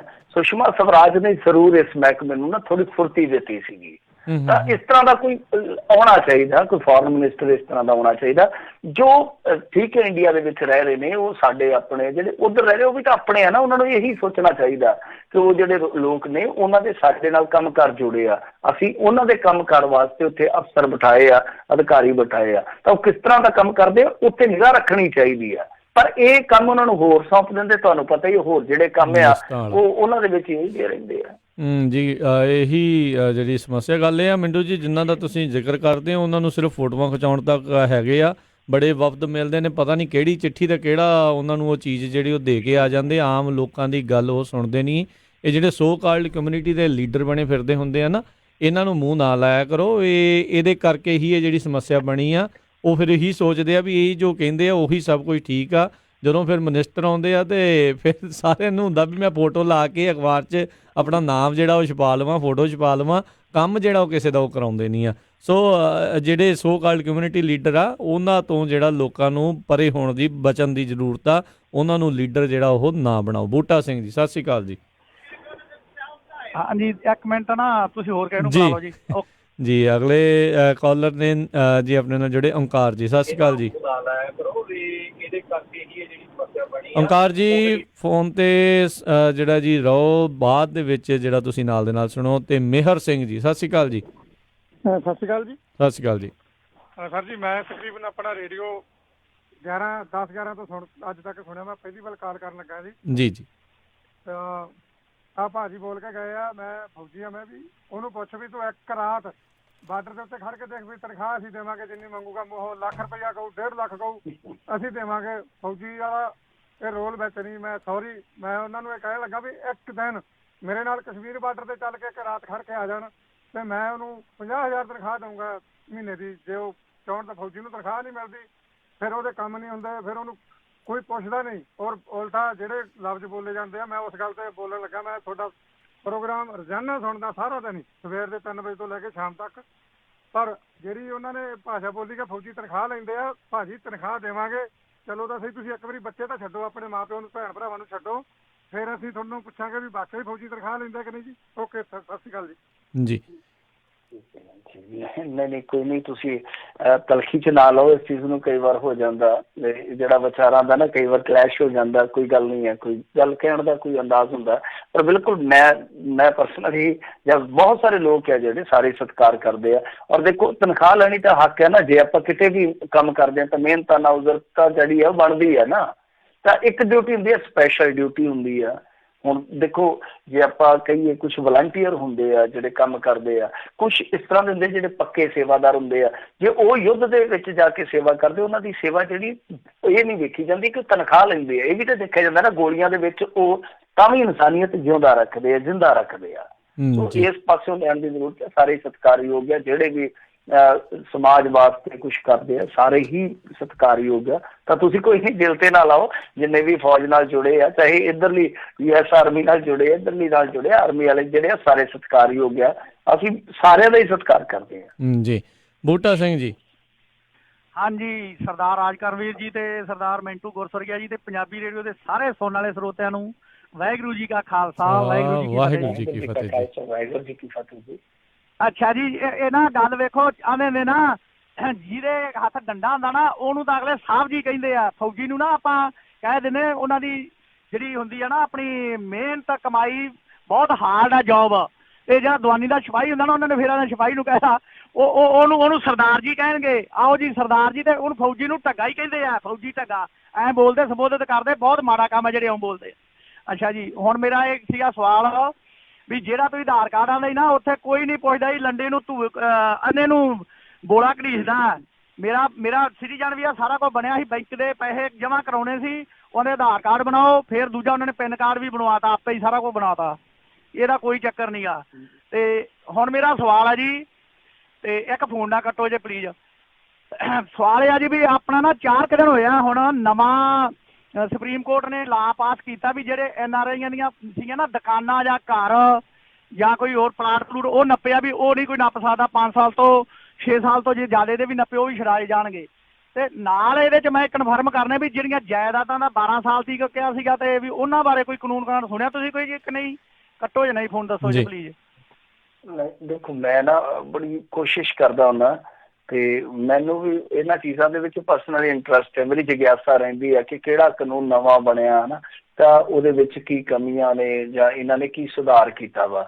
ਤਾਂ ਬਹਰਹਾਲ ਮੇਰੇ ਕੋਲ ਇਸ ਮੁਤਲਕ ਕੋਈ ਜਾਣਕਾਰੀ ਨਹੀਂ ਹੈਗੀ।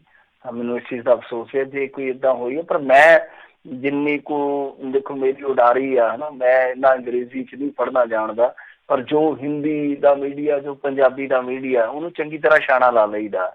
ਤਾਂ ਮੇਰੀ ਨਜ਼ਰ ਦੇ ਵਿੱਚ ਨਹੀਂ ਆਇਆ ਕਿਤੇ। ਜੇ ਆਇਆ ਹੋਇਆ ਤਾਂ ਤੁਸੀਂ ਜ਼ਰੂਰ ਲਿੰਕ ਭੇਜ ਦਿਓ ਰਾਜਕਰਮਵੀਰ ਨੂੰ, ਤਾਂ ਮੈਂ ਤੁਹਾਨੂੰ ਕਨਫਰਮ ਜ਼ਰੂਰ ਕਰ ਦੂੰਗਾ ਜੀ। ਤੇ ਮਿੰਟੂ ਜੀ, ਸਮਾਂ ਵੀ ਆਪਣੇ ਅੱਜ ਦੇ ਪ੍ਰੋਗਰਾਮ ਦਾ ਹੁਣ ਸਮਾਪਤ ਹੈ। ਬਹੁਤ ਬਹੁਤ ਤੁਹਾਡਾ ਧੰਨਵਾਦ, ਤੁਸੀਂ ਸਾਡੇ ਨਾਲ ਜੁੜੇ, ਇਹਨਾਂ ਖਬਰਾਂ ਬਾਰੇ ਤੁਸੀਂ ਜਿਹੜੀਆਂ ਉਹ ਜਾਣਕਾਰੀਆਂ ਦਿੱਤੀਆਂ। ਮਿਹਰਬਾਨੀ। ਸਤਿ ਸ਼੍ਰੀ ਅਕਾਲ ਜੀ। ਸਤਿ ਸ਼੍ਰੀ ਅਕਾਲ ਜੀ।